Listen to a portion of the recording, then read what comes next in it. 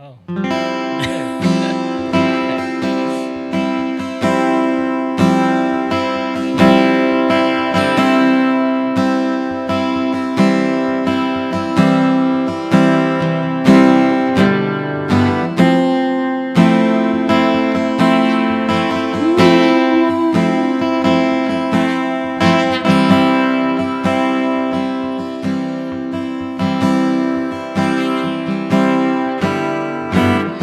Come to your garden, I eat from your tree, I step in your rivers, and it takes me deep.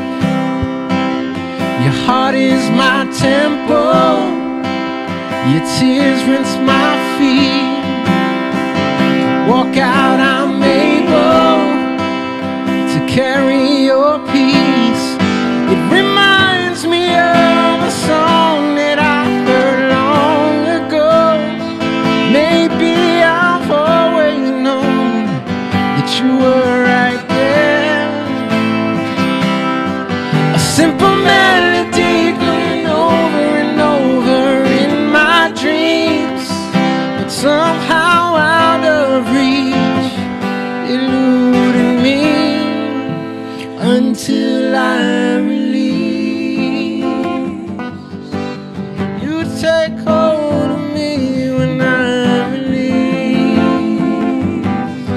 and I let you take the lead when I release.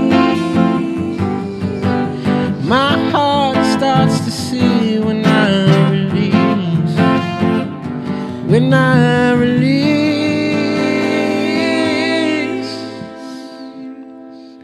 What's everybody? What's up, everybody? Thank you for checking in. You're watching Young Lion TV. Young lion, everywhere I look, they're dying. Everywhere I look, they're dying. Young lion, everywhere I look, they're dying. Everywhere I look, they're dying. Young lion, won't you get up and start fighting? Everywhere I look, they're hiding. Young lion.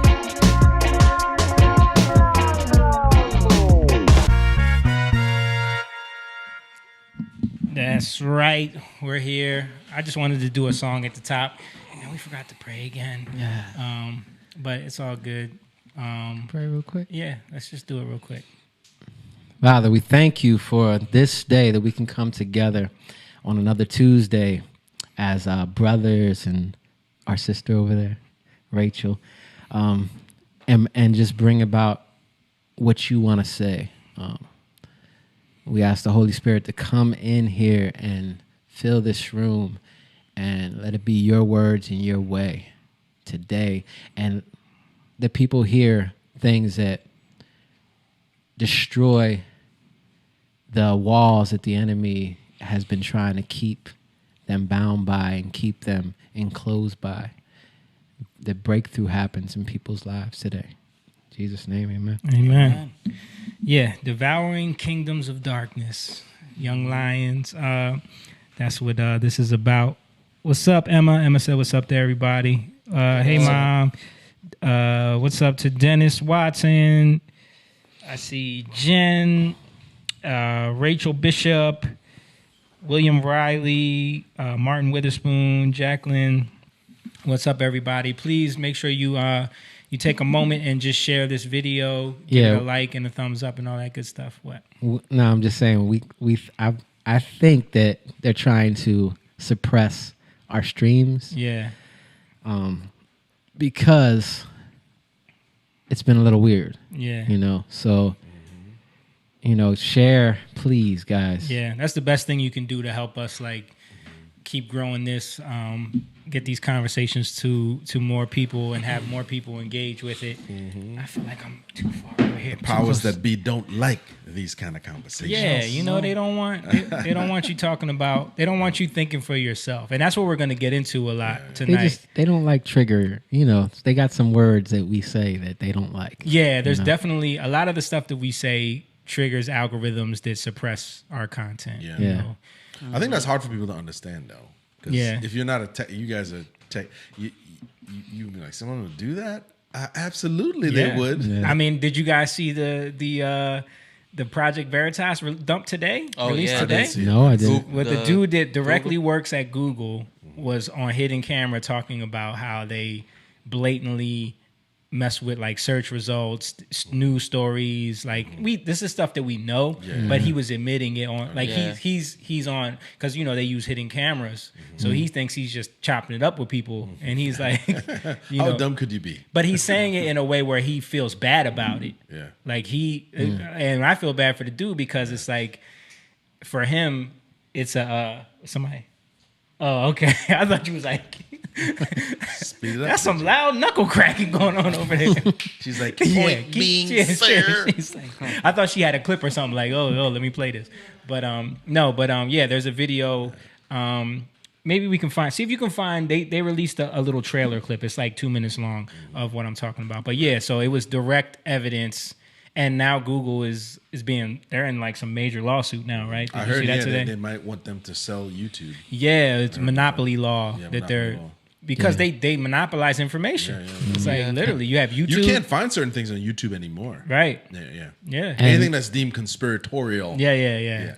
Well, and whatever they deem is conspiratorial, Yes, which which is everything. everything that goes against. Like the dude in the undercover video said that when Trump got elected, people were in the corridors crying at Google. Yeah. Like, and then they had to have like special group therapy meetings with the staff. Like it was bad, like that serious. Since the elections, they've really been trying to figure out how How can to, we. yeah. That's been their meetings, bro. Yeah. How can we crack down on this? What can we do? Yeah. Well, he put out a Project Veritas video shortly after that where one of the heads at Google Right. was literally saying that. Like, Right. you can't have another Trump situation, so we have to figure out how to Right. censor this stuff. You know Yeah, what I mean? and that was YouTube. That was Google. Well, Google is Google YouTube. is YouTube. Who else was it? Twitter. Twitter, Twitter, Twitter, Facebook. it's the same Facebook thing. does it too. And in Facebook. Yeah. Facebook was the other one that they did. I don't think, like, I've been saying this to Jamie for a while now. I don't think they took in consideration, when you think of like a news production, the camera, the equipment, the director, all of the things, they never thought that somebody with a mic on YouTube would draw that kind of attention, at least the political issues. Yeah. Certain things. I don't think they ever thought this, because when you look at what the O'Reilly factor is, what Rachel Maddow is, that production that goes behind that. And here's a guy or a girl on YouTube saying something that people can go verify. I don't think they accounted for Yeah, that. they definitely didn't. I mean, I was watching not too long ago. I just happened to watch that Megyn Kelly movie, stupid bombshell movie, just like to see what the storyline was.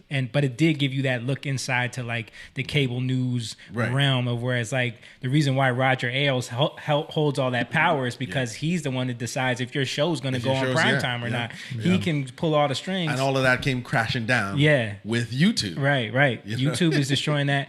But now Yeah. that's why Google is getting in trouble, because they are blatantly like propping up mainstream news sources instead of like people like Tim Pool just does talking about videos. He has 1 million subscribers on multiple channels. And now he has they blacklisted him. and now he has his podcast channel, which is approaching 1 million already. Right. You know what I mean? So this dude's viewer base is crazy. Yeah. And like he's blacklisted. You Yeah, can't you if can't you search Google him. search, you can't find him. Yeah. Yeah, You know that's what I like mean? trying to find that. What's that documentary that they put out? In the shadows. Yeah. In the shadows, Yeah. you can't find that at all unless you have the link to it. Yeah. They posted this like an hour ago. It's like 5 minutes. You want Okay, to play that's something new that they must have just posted. But yeah, we could play a little bit of it just Their to. ad sales division overseas. The Republican Party that wields that influence. So, like, what can be done in that realm? You can offer free credits, free advertising credits to Democratic parties to advertise. You can potentially censor out news from your search engine. I don't know how much you do that or not.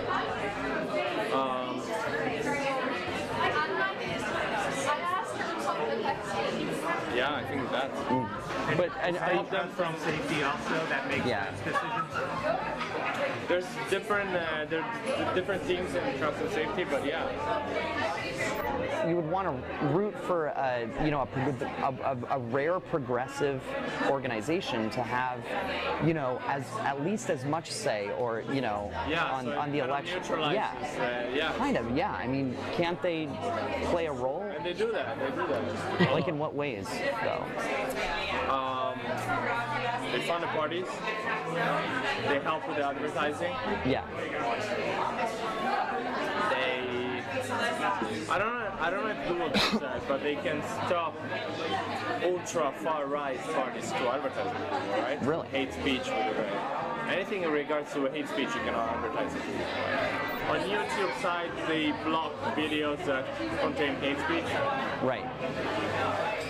And that's the thing is like, who determines what hate? They can say anything is hate speech. Yeah, that's enough of that video. Yeah. That's not even the one. They released one earlier with the dude from. Shout out to Shauna Bonilla. What's up? She's been killing it on the she does art. She does amazing art. Yeah, she's a friend of the show, been on the podcast before. But she also does jewelry, and she's been killing it with that. So congrats to her. Yeah, I heard that.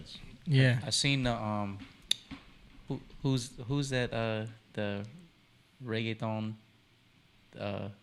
Evie Queen. Yeah, she was on like a album or something like that with her. Evie Queen, who we were on tour with. Yeah. The Crest tour, remember that? Back in what, 2006? Totalmente Latina tour. Hosted by Procter & Gamble, which is another synchronicity thing because that was the first client of the guy we're going to talk about later, Edward Bernays. You ever heard of Edward Bernays? I have heard of him. We're going to go into a little bit of his history and like why we're suffering from the effects of him even to this day. But going back to this, I really think that just like anything of the oppression, and because of what this country is rooted in,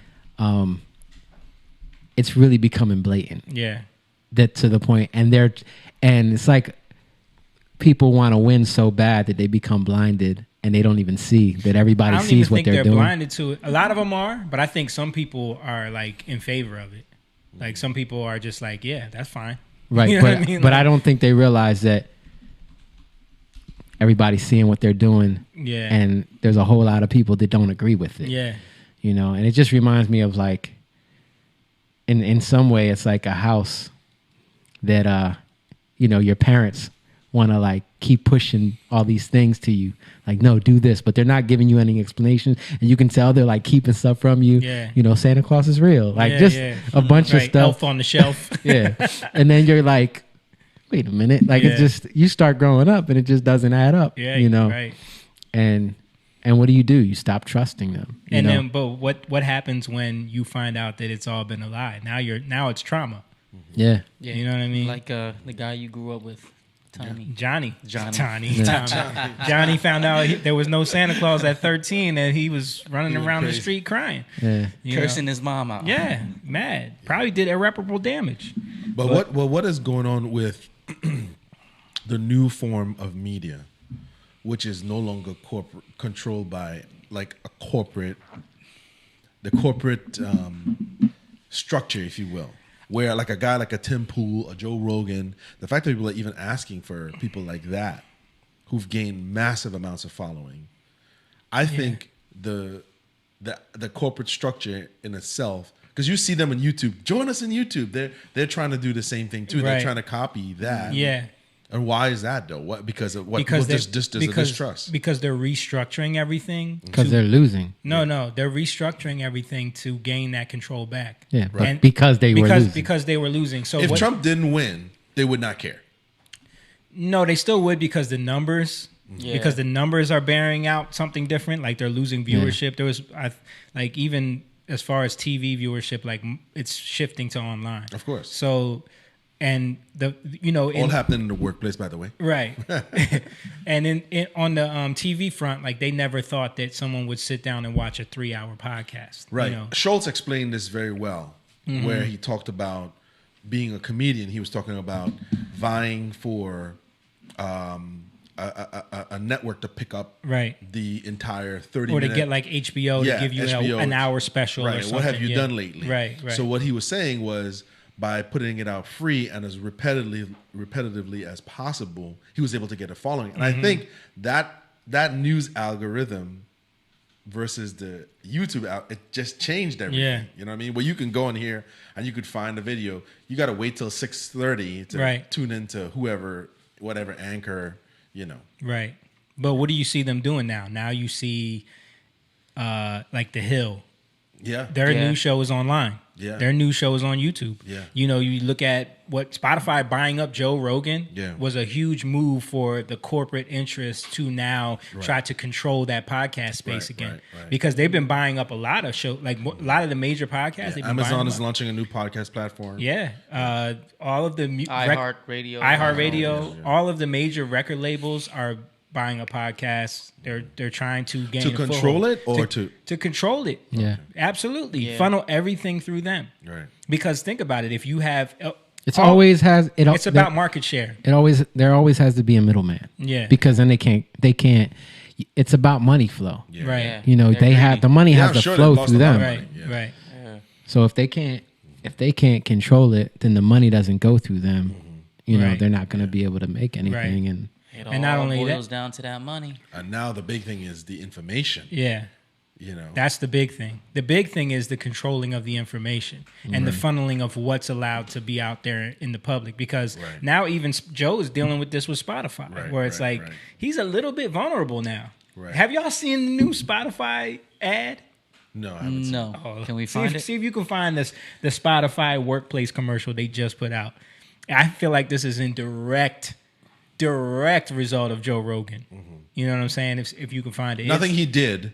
Nothing that he did. What he has been accused just of. the fact that, and that's because, again, nothing that he did, but the fact that he was being brought up in the conversation of debating doing a presidential He was debate. a moderator. He was being a moderator.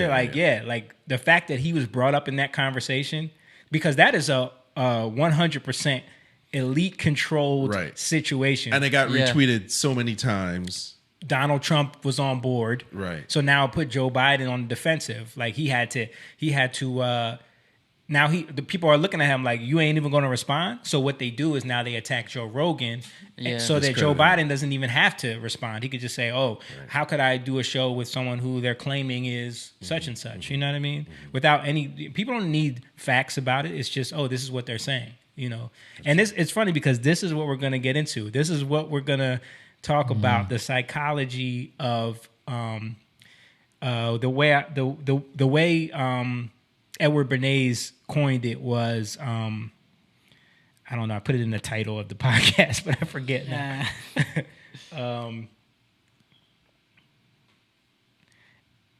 Because he didn't want to call it.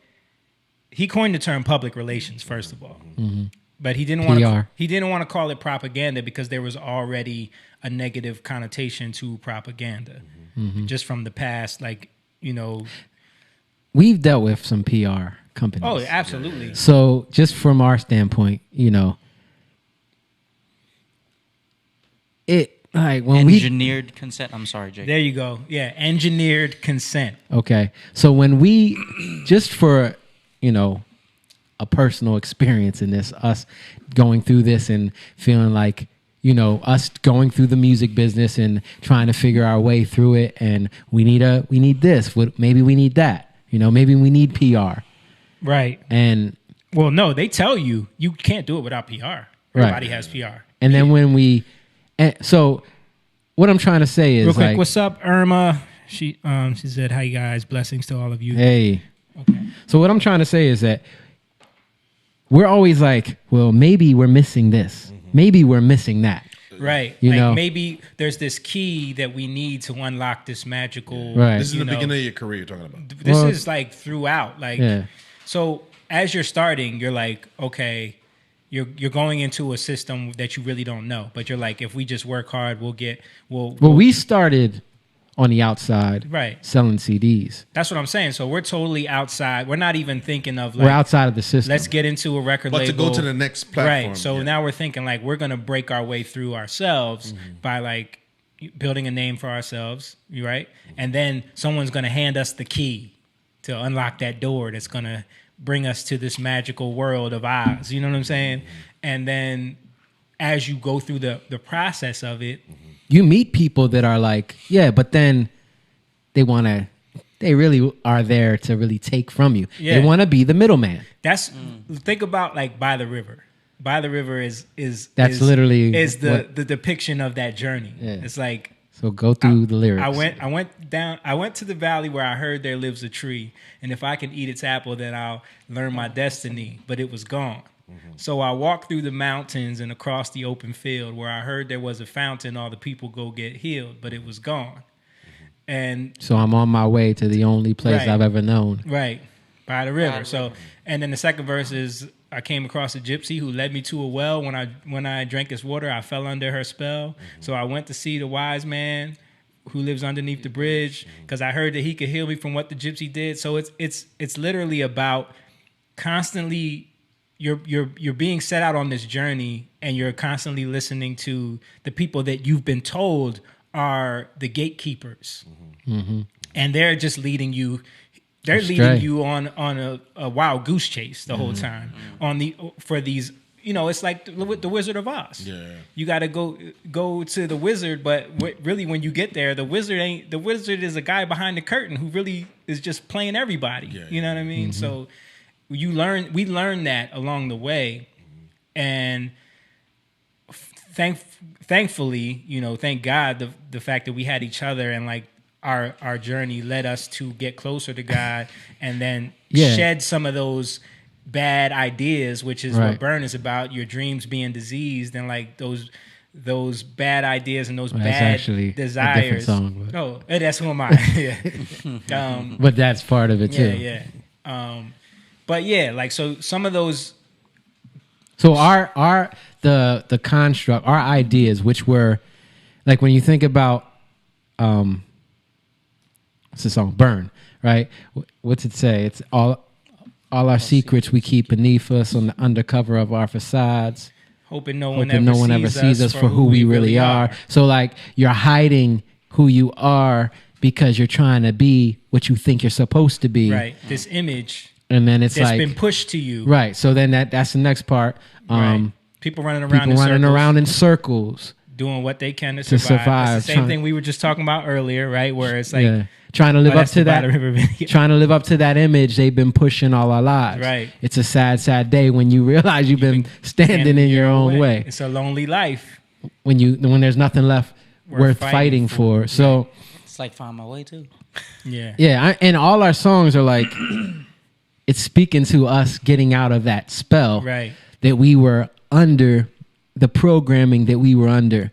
And that's like when you think about we were saved. You know what I mean? Yeah, Like yeah. that's the thing. Like you get born again, but you're born again in spirit, but your soul's still messed up. Right. And So- your flesh is still attached to all of Yeah. those things and still programmed, and you're still under all these spells that you have to slowly be broken off of you, and it doesn't happen. It doesn't happen just because you say I accept Jesus. Right. Now all these spells are gone. No, Right. it doesn't work like No, that. magic. no. You have to. Your constantly- spirit has Presented the that way. Right. It's been sold to us that Yeah. way, Yeah. right? Or it's like as long as you keep coming here and tithing, now then you're good. Right. You see what I'm saying? So all our desires that were programmed into us Right. were all still there. Tithe Right, and right. offerings. And as we started to go through it, but then continually trusting in God, we started to break Right. from it, right? Because we're like, wait, as we're going through it, as we're still seeking God, but then it's like we're going after these desires, but we're Right. seeking after God. Right. We're going after these desires, but we're seeking after God. So then when we get to these desires and we get a little breakthrough, Right. then we see what's behind the curtain, this wizard, and like, oh, Yeah. that's it? Oh, I don't yeah. want that. It's a wizard. You know? It's a wizard back It's there. not real. It's a wizard back there pulling the levers, Yeah. and you're like, oh, oh shit! Like That's what it was? Like this is dumb. you know what I mean? But like you said, like the psychology of the mind. Yeah. Who was that? Rach? to- That's good. What? She had the wizard back there pushing. Yeah. You know. a little old. You know, the psychology of the mind from Shout out to Irma. Hey, Irma. when you were thinking, as you guys were saying that, I was thinking, well, we talked about this before, but the 1990s, with Bill Clinton was the first president to really hit the late night talk show circuit, and it made him seem like one of us, like a guy. Yeah, playing the saxophone, and people resonated with that gesture so much. Smoked weed, but I didn't inhale. Yeah, listen, bro.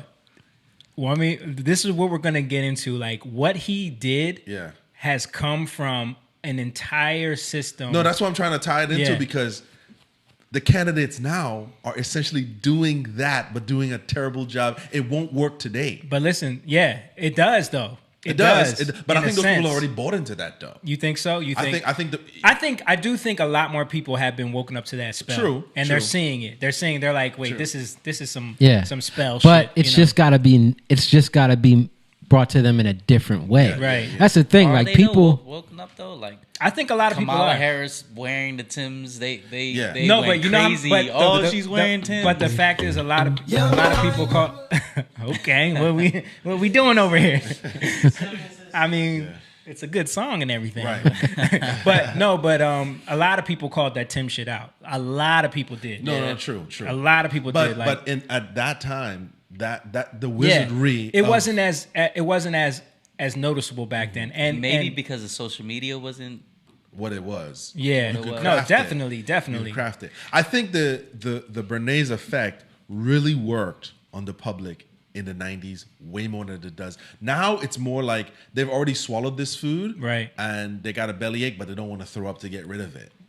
I don't agree completely because I think it's like this. Okay, you have people who are literally like traumatized to the point where they're what's the word? What's DS? I always forget this. Identity, dissociative identity disorder, DID, right? So these are people who go through trauma and they're made to go through trauma. And this is like where, the mind control stuff and the stuff that people think are conspiracies that are actually a thing.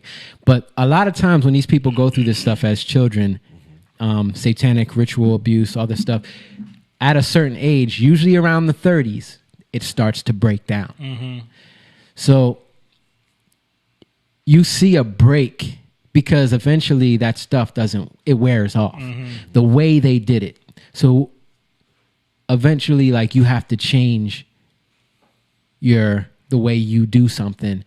Or with like somebody, when they reach a certain age, they just want to hit them with crazy. Mm-hmm. You know what I mean? So you'll just start, and that's another thing. Like once you break, now people are just like, you're crazy. And look at like Kanye West. Mm-hmm. Like Kanye West broke. Right. And he was like the level of indoctrination. He was into that idea of what we would say the wizards that we saw. Yeah. Mm-hmm. Like he was full on. He wanted to be one of those wizards. Mm-hmm. You know what I'm saying? Yeah. And once he realized what he was doing, because if you fully buy into that and you become one of those wizards, like you give up your soul for that. You give up your soul. Yeah, so once he realized that he wasn't willing to make that full trade-off and he was trying to find his way back, they immediately labeled him crazy. Yeah. No, I was just trying to make the connection to the idea of being enamored with a political or a celebrity, or that the 90s was definitely that. Now I think most people they're on a team and they don't want to at least admit or concede that they're on a losing team. Right. You know what I mean? Right. And it's hard for them. Yeah, I think the team thing has definitely set in deep with a lot of people. That's what it feels like. Yeah. I think people are more broken. Yeah. Like compartmentalized, broken. Yeah. And it's because they have like, okay, I rock with this. Like you said, teams. Yeah. I rock with this. Mm-hmm. This is what, even when you turn, in terms of like when we grew up, you had like, the artists you followed or like it was more about the music. It was a little bit about personality, whatever. But now it's about, I mess with him because I like what he does here. Sometimes it's not even about music. Like it's really about, this is my core audience because I do this thing, and everybody likes it, right? And so people, a lot of times, people just want to be weird because people will relate to that thing that they do, you know. And so now that becomes another marketing strategy, Right. you know. The wizardry behind, not just, we know that there's some wizardry involved in music and movies, but now we're starting to see the political. Yeah. But dude, it's been like, No, it's been. That's what I'm saying. Like But you're saying we're starting to see it. yeah, we're starting to see it. Yeah, where it's like it's starting to open itself up a little bit more. So James, you sent us this meme the other day, and I thought it was like one of the best memes I've ever seen. Yeah. Jake passed it. I mean, not only because we're biased because it's Lions and this is Young Lion TV, but it says, it shows, for those that aren't watching the screen, it shows two lions. One of them is out in his natural habitat, and one of them is like locked in a cage or in a zoo, it looks like. And it says, one of these lions has security, free shelter, free food, and free medical care. The other lion has no assurances. Everything about his quality of life is his own responsibility. So literally, they're speaking to the fact that when you give up your freedom, There's a cost. for those amenities, there's a cost to it. There's a cost. You literally, And even though you don't talk about it, Yeah. there's still a cost. oh, absolutely. Or how about when you're in captivity for so long, you don't realize you're in captivity. You don't even realize, And then when you're given the option to go back out, you're like, I don't want to go back out. don't want to. They have, yeah. You They know, have- I don't even know how to go back out. That's the story of As Israel. you're talking, that reminds me of the freaking Matrix, man. Yeah, the But Matrix. even in zoology, when they have to do a release, Yeah. they cannot release animal. It's almost the animals that are born in captivity. Yeah. They could do whatever they want. They don't survive. When Yeah. when they're born in captivity, and you try to re-acclimatize them or try to get them back to go into the wild, it won't work. Right. That's why you got to be born again. Because almost like they have to take these, like in most of the countries where conservation is, where they're trying to reintroduce because of poaching. Yeah. They almost have to go take the animal, like a leopard or a rhino, and take it back to its natural setting and work with it there to get it reacclimatized Right. to its natural environment. But it wouldn't work. You couldn't take a lion from San Diego Zoo and be like, all right, here's Africa. Go Right. ahead. Go and be free. It would know what live to your do. best So life. when you think about like the Young Lion podcast and like that reminds me of like, you know, Ezekiel Right. 19, where it speaks about how you're brought down into chains, into Right. captivity by Babylon, never to be heard on the mountains of Israel Right. again. And what is Babylon? Babylon.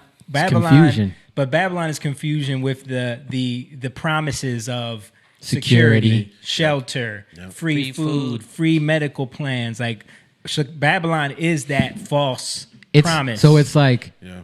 I'm gonna make you feel scared, and then I'm gonna give you these desires so Right, that you right. don't feel scared right, anymore. right. You know. It's what's the term? Enforced, or what is Oh, engineered engineered consent? consent. Engineered consent through Right. trauma, Through trauma. through Right. tapping into your own desires, and so now When we when were it- talking about that, just real Go quick, ahead. what we were talking about last week, remember the guy who came out of the Great Depression? Right. And his trauma was, I don't want to ever be homeless again. Right. I don't want my family to ever be Create homeless. a utopia. Yeah. So now I'm going to Yeah. do everything. I'm going to work as hard as I can to Right. do everything so they don't do that. So now you've just created a subset of your trauma you put that on them, Right. not knowing you're doing it out of the good intent of your heart. Right. But because of ignorance and because you built Yeah. upon ignorance, Yeah. you're leading them into greater ignorance. Your Yes. own kingdom is flawed. exactly You build flaws a in the kingdom. design. You can't- Flaws. Yeah. That's where do we go? The song that we just put out, by the way, it's out now. But don't you think that with something like that meme right there, right? Yeah. All right. Like, what has happened to us where we just want? How do I put this? Like, it's almost like we want everything for free. This is where we're going. Want to know what happened to us? The prophets of Bael. Yeah. And one of the biggest prophets of Baal was this dude, Edward Bernays. Edward Bernays, yeah. So Edward Bernays, for those that don't know, we were just talking earlier about Sigmund Freud. Mm-hmm. Anyone who's taken psychology in college, anyone who's knows anything about psychology knows who Sigmund Freud is. Mm-hmm. Sigmund Freud is the father of psychology, he's the father of psychological medicine, and he is the one who basically set up the science behind doing psychological studies on people's like inner thoughts and doing these sessions with people that they back when in his time they would, especially women, they would give them this term hysteria. They would say like, you're suffering from hysteria. It would be like clearly like trauma and you know, maybe demonic stuff that they're dealing with, but the science community would give them this term hysteria that he decided like, I'm going to figure out a way to cure this by like, you know, having these talking sessions with them where I would get them to dig deep into their psyche and figure out where this trauma comes from, which is what psychology medicine that we know today stems from. Right. So, and just from a biblical standpoint, the psyche is the soul. Right. So just so people can understand, like, it's all in the Bible. Like, it's all laid out. It's just you got to search it to understand, you know, how God works it out. Right. And like somebody like Sigmund Freud, they take it and twist it. Yep.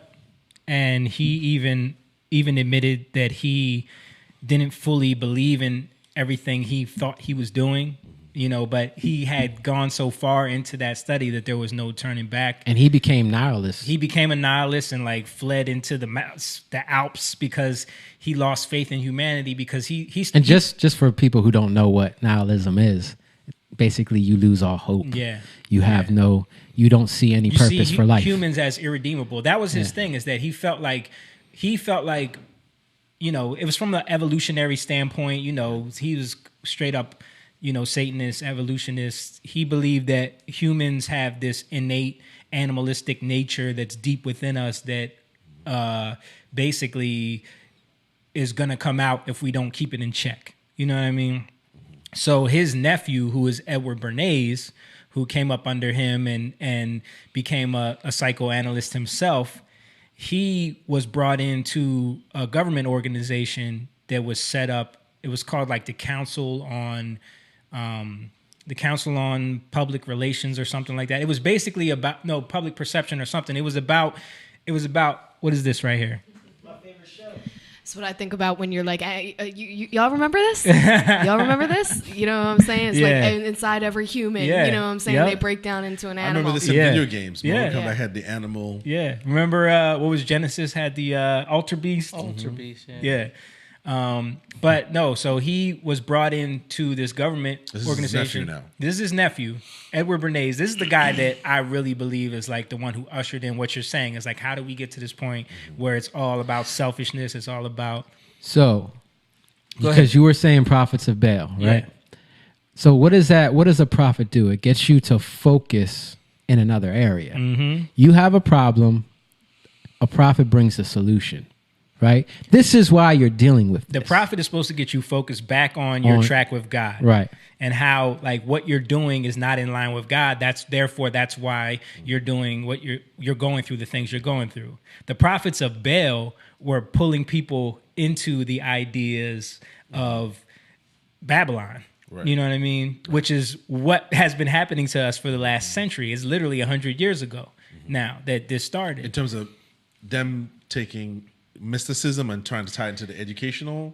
It's all encompassing just because it's so all about just going with whatever you desire. It's about even when you think about education based off of what? Like based off of you getting success so that you can have all the material comforts and your desires and like all of that is what has been pushed on people. Because the problem is like people want to, because of our trauma, because of this world, right? We compartmentalize what things are. So you got education in this box, right. But it's really just knowledge, and it has the like you said, the spell's got to be broken. The boxes have to be broken, and as we lift off, as God comes in, like the Spirit of Truth comes in, He breaks those boxes that have been set up. Yeah. You know, so then we see, oh, it's exposing. You know. Right. And that's what, like, so you're talking about prophets of Baal. So you had the prophet Elijah who came in and exposed the prophets of Baal. He exposed the works of the prophets. And through that exposure, now the rain comes back, right? Now we're able to see, but we're also able to heal. And that's the key to it. It's about healing. It's always been about healing. Right? Because the problem was always there. It's just like, how do we fix it? See, now you're in your intellect. Psychology is always about fixing the soul. Right? And how we can do it from the mind, which you can never do. You know? That just, and even Freud has written about that, how like a lot of the people that he thought he cured, they just got worse. You know, he literally went out and said, I've cured this person. And then they end up committing suicide or something. You know what I mean? So this is Edward Bernays here. This is one of his number one sayings: the conscious, intelligent manipulation of the organized opinions and habits of the masses is an important element in a democratic society. Those who manipulate this unseen mechanism of society constitute an invisible government, which is the true ruling power in our society. So he's basically saying those who can manipulate the desires of the masses are the true ruling party. And his ideology was that human beings that there was different classes of humans. And for the most part, the unintellectuals were just the workers, and they needed to be controlled. They didn't need to have a say in the democratic system of society because they would just fuck it up. So he believed that like it was the intellectuals. What? Nothing. What? Nothing. Go ahead. He believed that it was the intellectuals' jobs to have the say for everyone else, but also not let them know that. Like it was their duty to manipulate everyone, basically. So, and how this all transitions is he was brought into that council, and this council was the main force in convincing the public that we should go to World War I. And when you think about what a council is, it's about people coming together to share ideas and work through ideas so that you can come up with the best ideas. Right. So that's key. So council is important, but if council is twisted, then that leading is going to be twisted. In the Bible, it talks about how when you go to war, you have to have many counselors, right? In order to go to war and win, you got to have counselors. So these people are trying to bring about a council to win. And it's not even about the war, the physical war. It's more about the mental war. What are you talking about on World War I? I'm talking about about war in general. Well, because at the time of World War I, America was pretty much in a place where they didn't see any need to go to any wars. Like it was pretty much like people were like, "Well, we're good." What else would happen around that time? What? The Great Depression. Well, that was after. Right. But what else happened was that they gave up their rights and terms. What came into being? Oh, the Federal Reserve. Yes. Right. Yeah. So people gave up their gold. Yeah. Right. So it basically put them in a compromised position, right? So then this war was more based off of, we all know, like, that's a whole nother thing. But the idea of, like, setting... But it's manipulation. Right. The manipulation, that was manipulation. But the war, the way people were manipulated into consenting to this war, the engineered consent, was that this was going to be the war to end all wars. Like, we have to do this because there'll never be another war after this. Right. You know what I mean? Like, but why did they want? Why would it benefit them to go to war? Because it was going to end all wars. No, but why would it benefit the ones that wanted? Like, not the people that they were. Oh, the powers that be. Right. Yeah. How would it benefit them? Control of the banking. Control of the market. You know what I mean? Right. So it would make them rich. It would make them rich. We had this was like we're coming off of two of the biggest industrial revolutions in the United States. Then the banking system was set up, so there was a bunch of people that were going to profit from these wars. Right. So this is a setup. That's what I'm trying to say. Right. What's going on in their minds? They're tapping into the psyche of people's hearts for peace and not wanting to go to war, and saying, if you consent to this one last time, then it will be the war to end all wars. So, and it's been happening since. I mean, it worked to a T that at that time, but it's consecutively been happening, right? And they've been actually perfecting it. But this is the thing. So he was on that council, right? After they get back from the war, this is when he gets the idea, like, I can perfect this thing because he's seen it work. He's seen it work, and he starts immediately writing books. I think the first book was called like Crystallizing Public Opinion. You know what I mean? And like he starts realizing I can use this for corporations, for corporate interests. Sounds like alchemy. Yeah, exactly. Marketing, it would work there. Marketing. So, and one of his first big contracts was with Procter and Gamble, and Procter and Gamble came to him and said, like, we have this issue where people aren't buying our soap because they say it burns their kids' eyes, and kids are scared of the soap or whatever. So he comes up with this idea of doing like these soap sculptures for kids. Like kids can do soap sculptures out of the soap, and that works. And now all of a sudden, kids love soap. It was like Ivory soap, like. And then he does like these other. That's amazing because then we grow up decades later with just thinking that soap burning your eyes is just natural. Normal, right? You know what I mean? Like, look at the programming. Now we're born into that. We're born into just thinking, well, that's just the way it is. Yeah. And we got to just accept it. Right. Not even, it just becomes a part of our being. Right. That's the soul. That's the soul, yeah. So you're saying not to use soap. So I'm saying maybe not Ivory, right? Like maybe not soap that burn dry. Dude, he did another one of his big major campaigns. This was crazy. Was he convinced women to buy? Women didn't really smoke. Women didn't buy cigarettes. So I have all the. I'm staring at that right now. Yeah. But yeah, so the campaign was called Torches of Freedom. Yes. So 1929, it was still like real taboo for women to smoke in public, like considered unladylike. But that whole feminist movement was kicking off. So he was like, "Yo, we're gonna market this, and we're gonna get the cigarette sales up, and we're gonna call it Torches of Freedom, and it's gonna be towards women whose feminine desires were increasingly suppressed by their role in the modern world. So like, here's your chance. You know what I'm saying? So like, do your thing." So it actually started with, because that was to get women to smoke in public. So Philip Morris, who makes Lucky Strike cigarettes, that was their big brand. They wanted to get this woman consumer base. It's 50% of the market, right? So their first campaigns were, let's tell women. And what he did was he was so tactical with this. He would hit up doctors, get fake studies done, and get them to say that, like, oh yeah, he would do stuff like this. Like, if you didn't eat sweets and you smoked a cigarette, would you lose weight instead of eating a sweet? And they would say, yeah. So then he would say, 9 out of 10 doctors say that reaching for a cigarette is healthier than eating sweets. Wow. And then they would do these campaigns, like you see. So then it was like, then he started getting with the fashion people and started glamorizing skinnier women, slender women. Yeah. And so he would drive home the point from multiple angles and keep throwing it in people's faces. So you have ads like these where it's like, to keep a slender figure, no one can deny, reach for a lucky instead of a sweet.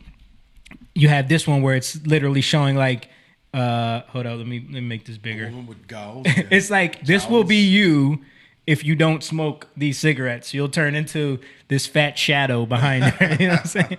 Wow. I smoke Lucky instead of eating sweets. So that's where it started. Like, see this? Wow. Wow. If this is this you 5 years from now? Reach for a Lucky instead. So like, it started with that. It was like, attached to what women's desire is, to be desirable, right? And to not end up being old and fat. And so if you tell them that smoking this instead of eating a sweet, and it's scientifically proven, you know what I mean? We got doctors agreeing to this. Right. So then so it speaks to their insecurity. So that was working for a little bit, but then like Rachel said, it was still taboo for women to smoke in public. So it was cutting off the potential of more money. The potential of more money. So he develops this great scheme where during the New York Easter parade, he hired all of these models and told all the press to be there. And he did this campaign called Torches of Freedom, where, like Rachel said, he had all these models synchronized. They were going to, in the name of liberty and feminism and women's rights and raging against male dominance, they were going to pull out their cigarettes and light them and smoke them as torches of freedom. Right. You know what I mean? And it worked. It worked. Yeah, of course. Because the public isn't seeing the mastermind behind it. Right. They're just seeing what they believe is a revolution. So you have multiple layers of wizardry going on there. And pull this up for a second, John. Not only that, but we've talked about this before and how Sex in the City took over the world and was huge. And everybody was drinking apple martinis because of that show. Right. Or but Cosmopolitans. Carrie, the main character, also was always in her apartment writing and smoking. And they saw a huge rise in cigarette sales, and women weren't smoking like that. Like, it was like 1999, 2000 when the show came out. So it was kind of like, we're done with cigarettes. They're unhealthy. Even knowing that, all women started freaking in America, grabbing a cigarette and being like, oh, okay, this is cool. This is part of high class. And you're like, okay. Like, even though it's bad for me, I'm going to do it anyway. Yeah. So what they do is they use these sly ways to attach it to all of these other desires. And they make you consent to it yourself. Because they know that, this is the thing. Me and Jake were talking about this I think it was today. That the devil knows that if he just comes to you and tries to scare the hell out of you and say, do what I say, you're going to be like, I'm not going to do that. You know what I'm saying? Like, he can't, anyone can see that coming. Right. It's about those traps. Yeah. It's about knowing. He wants to scare you, but he's like, you might go through this. Right. If you don't do this. Yeah. Like, so he wants to. Are you going to be left out from all the other women who are empowered right now? And now that's hitting your head. Like, FOMO. You know what I'm saying? But isn't that what they do now? Have you guys ever heard saw the Miracle Spring Water commercials? No. Peter Popoff you're talking about? Yes. That's the guy who's always like on, TV late night, like with he's like a pastor, or I don't know what he is. He's a minister, but he's not really a minister. He's a televangelist. Yeah. But he's always trying to sell some kind of handkerchief or I know miracle exactly water. What you're talking about, yeah. And he's like, there's commercials like, when I got the miracle water, I got a $30,000 check in the mail. Like, and these are like the testimonies, I believe that. He's kind of going after. What's up, Darnell? A certain type of person. Yeah. Right. But they're looking for a miracle. It's working because he wouldn't have these. Right. So there's people. That's like low level though. Wizardry. I know, but it's a form of it. It is, but it's so like low level. This dude right here. I know, but it's still like that's what I'm trying to say is this is the blatant stuff, right? You know what I mean? But it's that's still the stuff that people see people. coming, and even it does still trick some people, but that's the stuff that people can see coming for the most part. Well, so here's what I think. Your examples are when it's done well. You know what I'm saying? Which is actually like what's happening. And I'm going to go into more that he's done. Like, so I think it's like, okay, someone will say, look at those stupid Christians buying into the Peter Popoff and the Miracle Water and then fall for the exact same thing. Meanwhile, they're picking up a cigarette and putting it in their mouth. Right. You know what I'm saying? It's wizardry nonetheless, but they're willing to call out somebody and be like, look at that guy. He's sending all his money to that preacher guy. And my point is that it keeps people in a place of judgment. Right. Where you're always judging everybody else, never able. And the point of judging everybody else is you never look within. Because you're always fulfilling the desire of you're pointing the finger at. So it's like it's like a comfort. You know what I mean? Well, this is the advertisement.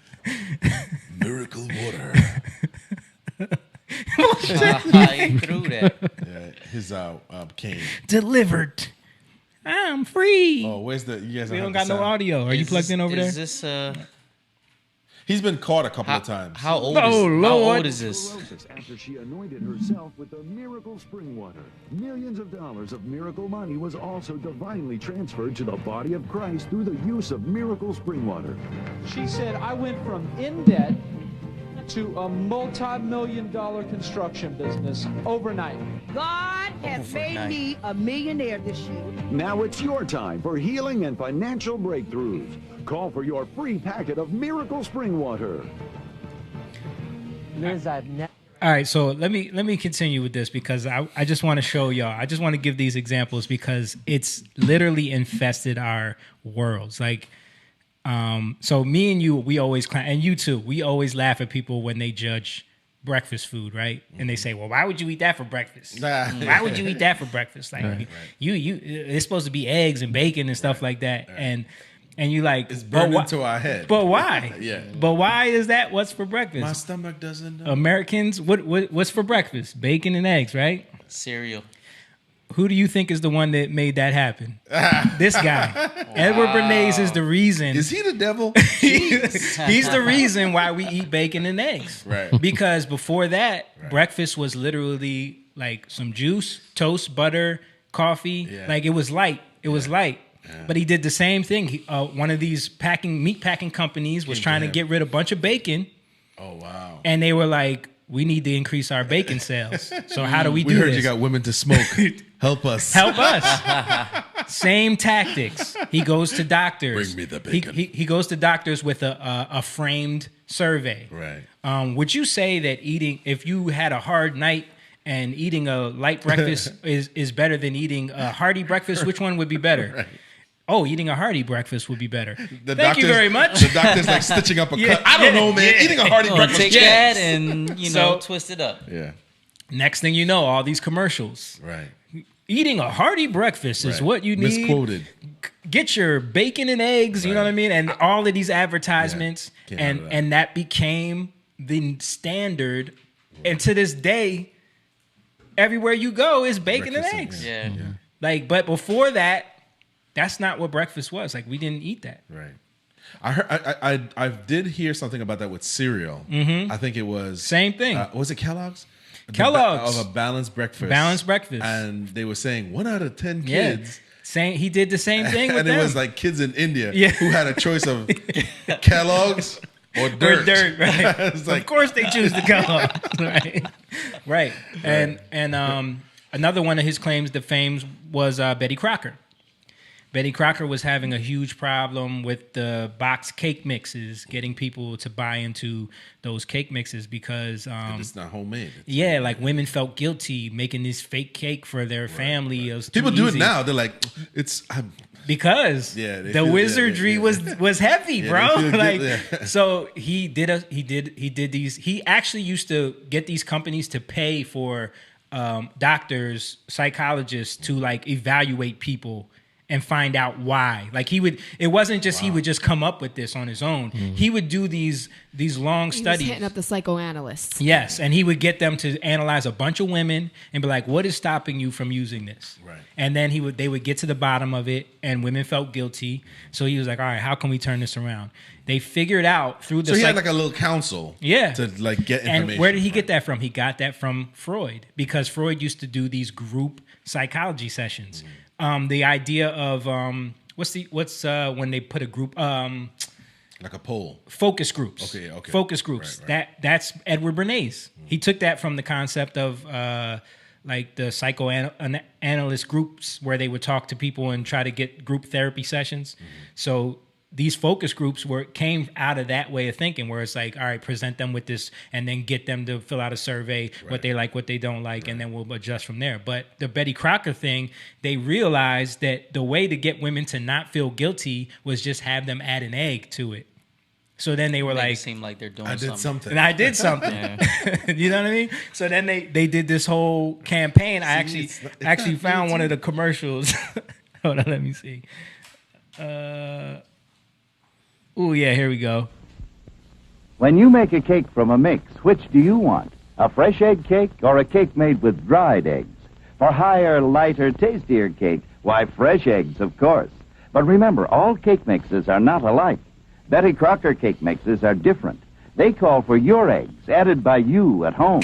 It's the only national cake mix brand that lets you add the eggs. There's a reason why there are no dried egg whites, no dried egg yolks in Betty Crocker cake mixes. When you add the eggs, you're sure to get finer cakes most consistently. 9 out of 10 homemakers. 9 out of 10 homemakers agree. Betty Crocker cake mixes gave them bigger, taller cakes than the dried egg cake mixes they tested. That measuring stick. Yes, and better tasting cakes too. Try Betty Crocker party cake mix for yellow, white, or spice cakes, and try Betty Crocker chocolate devil's food cake mix for rich, moist devil's food with genuine fresh egg goodness. Get Betty Crocker. And they did a whole campaign. There's a bunch of commercials from the 1950s where they hired a woman to be Betty Crocker, and she would be like, "My cakes, you add an egg," and then it's like, "My husband loves it." You know what I mean? But it's like they realized that you had to get to the bottom of people's desires to get them to buy into something. And so, now think about everyone uses box cake now. Yeah. So you think about I like box cake. You think about Bael. Yeah. You think about Jezebel. Bael, right? Bael is also Bael and Bael. You think about Babel. Babylon is Babel. That all has to do with Bet and Lamed, right? And there's a reason why I'm saying that, because Bet and Lamed is Bet is house, Lamed is teaching, right, or leading, right. So it's about, if we're houses or temples, it's about leading us astray. And so what does... The prophets of Baal are set up to lead you that right. astray. And so what does... Jezebel means... it means ability or heir to the throne, right? So it's about her being enthroned through the ability of leading you astray, right, through her prophets of Baal. Like an enchantress, almost like? Right. Yeah. Like a seductress. Right. But it's not just a seductress in that way. It's about, because even the marriage between Jezebel and Ahab was about controlling the flow of goods throughout the... So she came from Tyre or Sidon, I forget, but both of those are in the same area, and they're port cities. So they controlled the goods coming in through the ports, and then Israel controlled it going throughout the land. They were the road through. So when you make that connection, they married so that they could be covenanted in agreement, right, so that those goods could go. So now they're both making money. Right. So that's the whole point of it. It's about money again. It's about greed. It's about profitability. Right. So what did Israel do? They sold themselves. They sold themselves for money. Right. They chased after money first. So then Jezebel becomes enthroned because of the money, because of Baal. So they're looking at the goods. They're looking at what they have, and they want a part of it. Right. And that's why, like, when you look at, there's two places where Satan was talked about. It was in Tyre, like in the prophets. So in Ezekiel, it talks about the cherub. We're talking about Satan, Lucifer, and then you have, and so Tyre, Lucifer, and it has an aspect of him, and then also in Babylon, where Isaiah talks about Lucifer, literally speaks about Lucifer.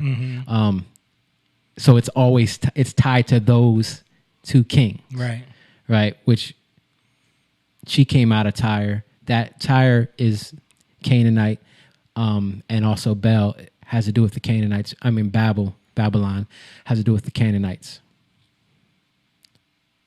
So, no, I'm just saying that it goes back. I believe I get it. I get it. You're tying it into like where this comes from, right? Right. The origins of it. Right. The origins. So always. What I'm showing is like where it kind of like took a strong hold in our society and has led us to this point that we're at now, where you see it trying to like, it's almost trying to be undone now. Yeah. This 100 years of just literally giving ourselves fully over to. That's true. And not only that, but if you think about it, it's like the psychology aspect, but it has worked so well that your parents and your grandparents and everyone in your family have cultivated that, and you don't even need the commercial anymore. Yeah. Your grandma will tell you, boy, you better put an egg in that Betty Crocker cake. Yep. Or whatever it is. Right. Your entire family structure, your entire unit, your surrounding is essentially repeating what they have said. Right. Yeah. So going back to Jezebel, Elijah, what did he say when he brought and exposed the prophets of Baal? Right, because you're talking about these prophets. They have to be exposed. Mm-hmm. Right. When he brought them and said, which is what I'm trying to do. Right. But these 450. Mm-hmm. You're not Elijah, Jamie. I'm just saying, like, I'm trying to show. Put me up there. Send me to heaven. When he brought that before the people, he said, "How long will you falter between two opinions?" Mm-hmm.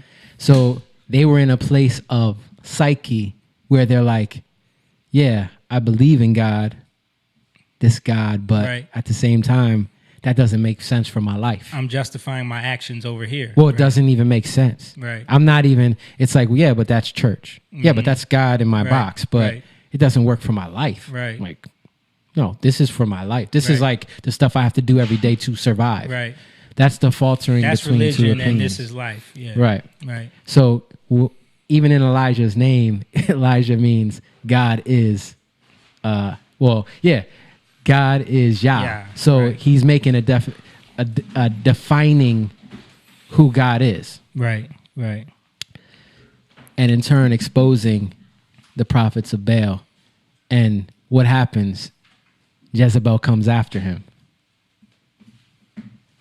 So that's what's going to happen. Like when we come after it, we're going to be hit by people trying to come after us. Yeah, you know? and Facebook trying to suppress our views. Right. You know what I mean?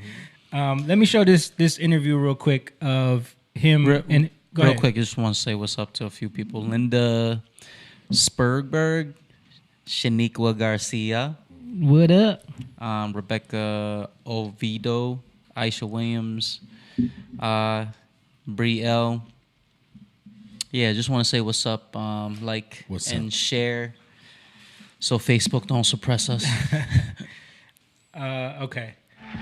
So this is him on Letterman in 1984. Edward Bernays. My next guest is a truly fascinating gentleman. Is Mad Men about this guy? 93 years old, and he is the father of public No, relations. In no. the course of his 70-year career, some of his clients have been Presidents Wilson, Hoover, Coolidge, and Eisenhower, Thomas Edison, Eleanor Roosevelt, and Enrico Caruso. It's a pleasure to welcome. See how many presidents he worked with? Yeah. He was Hoover. Hoover. Who was before that? Woodrow Wilson, Coolidge. Coolidge. Wow. Yeah. So that's literally like back to back to back to back presidents. Yeah. And Wilson, you know, wasn't he the one was who, a little bit earlier. But wasn't he the one that played the Birth of a Nation in the White House? He's the one that ushered in the Federal Reserve too. Yeah. But all right, Dr. I'm not gonna play this whole Bernays. thing. I just want to show There you go. tiny little Have a seat right man. Say, first of all, that everybody has 5 ages, and how I adjust emotionally, I won't tell that to anybody. So now you won't tell your Now this emotional part, age to watch anybody. when he Will asks you him tell about him yours? being the Well, doctor. based on your statistics, I've passed on weeks ago. I'll accept that. It was a lovely service, and I'm sorry you couldn't be there, but...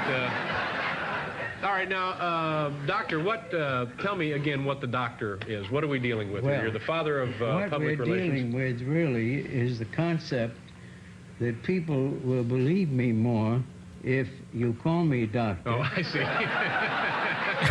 You heard that right there? Yeah. Now we talk about that all the time with a lot of these pastors that are adamant about being called doctor, right? Because they know they can sell books, they can do certain things. Like this is another form of wizardry where they know, like, people know that if you attach that to my name, it gives me this certain level of prestige where people will listen to me. Right. But now what I have to say is worth something. You know what I mean? And he's basically bragging about it there. Or even the titles, like yeah. Even if you're saying like bishop, Yeah. or, you know, Elder. Yeah. Yeah.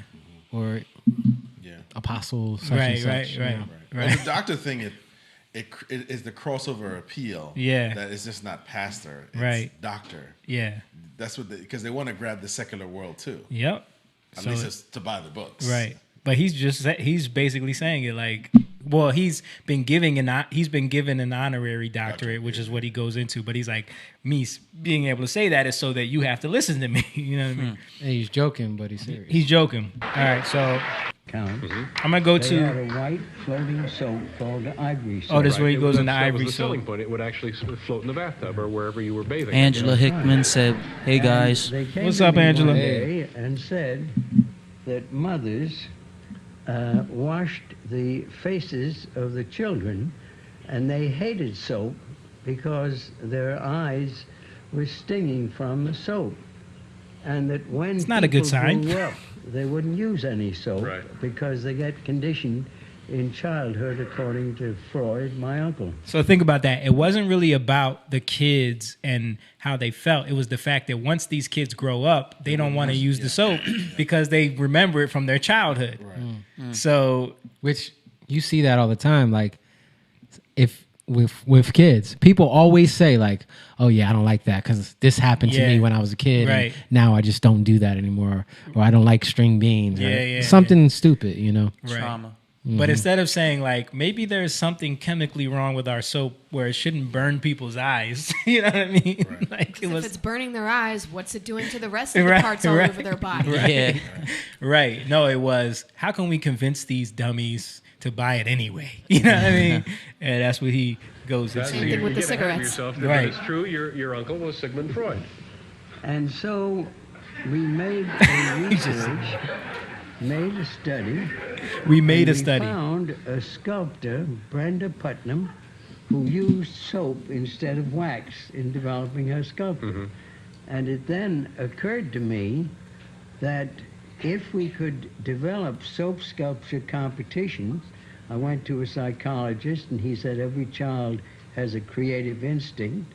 If we got some sculptors to be judges and had soap sculpture competitions for children in different age groups, That would get them accustomed to using the soap. that would get them Did to it love work? soap, Did it not work? only accustomed to it.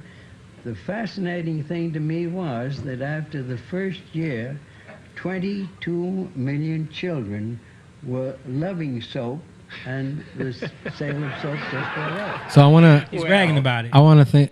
It makes me think about when we were kids, and when there was a competition for Nintendo.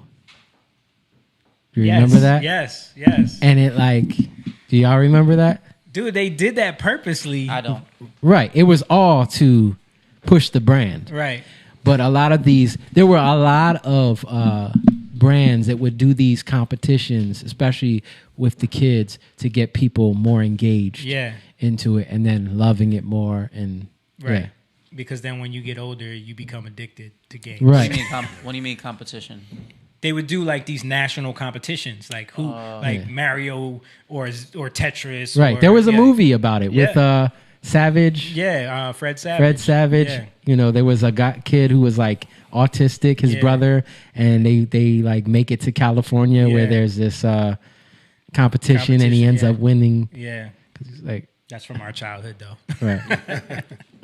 There was a lot of wizardry. But no, I wanted to just point out the fact that like the wizards, like we've been given this false image of like this Gandalf type of like dude that just like sorcerer and badass. It's like, no, these are the wizards. Yeah. These little like braggy little grabbly dudes that just want to like get rich. You know what I'm saying? Like, you know what's funny? That's what the Bible describes Satan as. It says when he's revealed, many people are going to look and say, "Is this the man who caused kingdoms to fall?" Right. They're going to be amazed at what he looks like or what he is. Right. You know, because you would never think you like you said, you're thinking of Gandalf. Yeah, it's that guy. It's that guy who's doing soap sculptures. There goes Gandalf right there. Now, would Gandalf the White? Would this stuff had been like what we're seeing here with this type of manipulation of the mind? Yeah. Would this tie into the ancient mystery schools and what they were I think it's tapping into the same spirits that they were tapping into. Yeah. You know what I mean? Tapping into those same, like we said, the prophets of Bael. You know what I mean? It's the same thing. Right. You know? Because that's what, from some of the stuff I've seen, that's the ancient mystery schools are basically a form of college. Yeah. What is college now? Mm-hmm. Back then, the elect are certain people who would be submitted to a certain. You were basically an apprentice. Yeah. And you would be submitted to a master. Yeah. And then you would carry on that legacy, and then you would go to ancient mystery schools with it to understand the mind. Maybe they didn't have it as deep as this. No, they did, because even like it wasn't just him. If you go into the history, like there's this long documentary I sent y'all that like it's actually a series. I gotta send it to you. And it goes deep into like the family, even Freud's daughter was doing the same thing he's doing, like in England and Europe, and like, and they worked together at multiple times on things. Like, it's like they came up in that elite system, and like I said, their ideology was that they are the intellects and everyone else is just you like need us. Yeah, they're the consumers. Right. You guys are the consumers. We talked about this a little while ago, which was the witch doctor. Yeah, right. The witch doctor could never be wrong. The witch doctor, if you come to the witch doctor and tell him that this herbs that you gave me didn't work out right, he's got to invent a reason. Right. He's going to be like, oh, that's because the moon and you see it wasn't aligned right and you didn't do what I told you. You know what I mean? It'll never be like I made a mistake. Yeah, it can't ever be. Right. So they're going to... Yeah, same thing. Yo, so Angela brought up a good point. Prizes in cereal. Yeah, prizes in cereal, bro. That was a direct target. Cracker Jack prizes, like they. But when did? So here's the thing, though. So McDonald's, the toys. Yeah, Happy Meal. Happy Meals. Yeah. So the early 1900s, America's going through the Industrial Revolution. Yeah. Then all of a sudden, something started happening where, from a marketing standpoint and a money standpoint, these people started reaching out to guys like this. Well, think about it. What did the Industrial Revolution bring about? Giant corporations, right?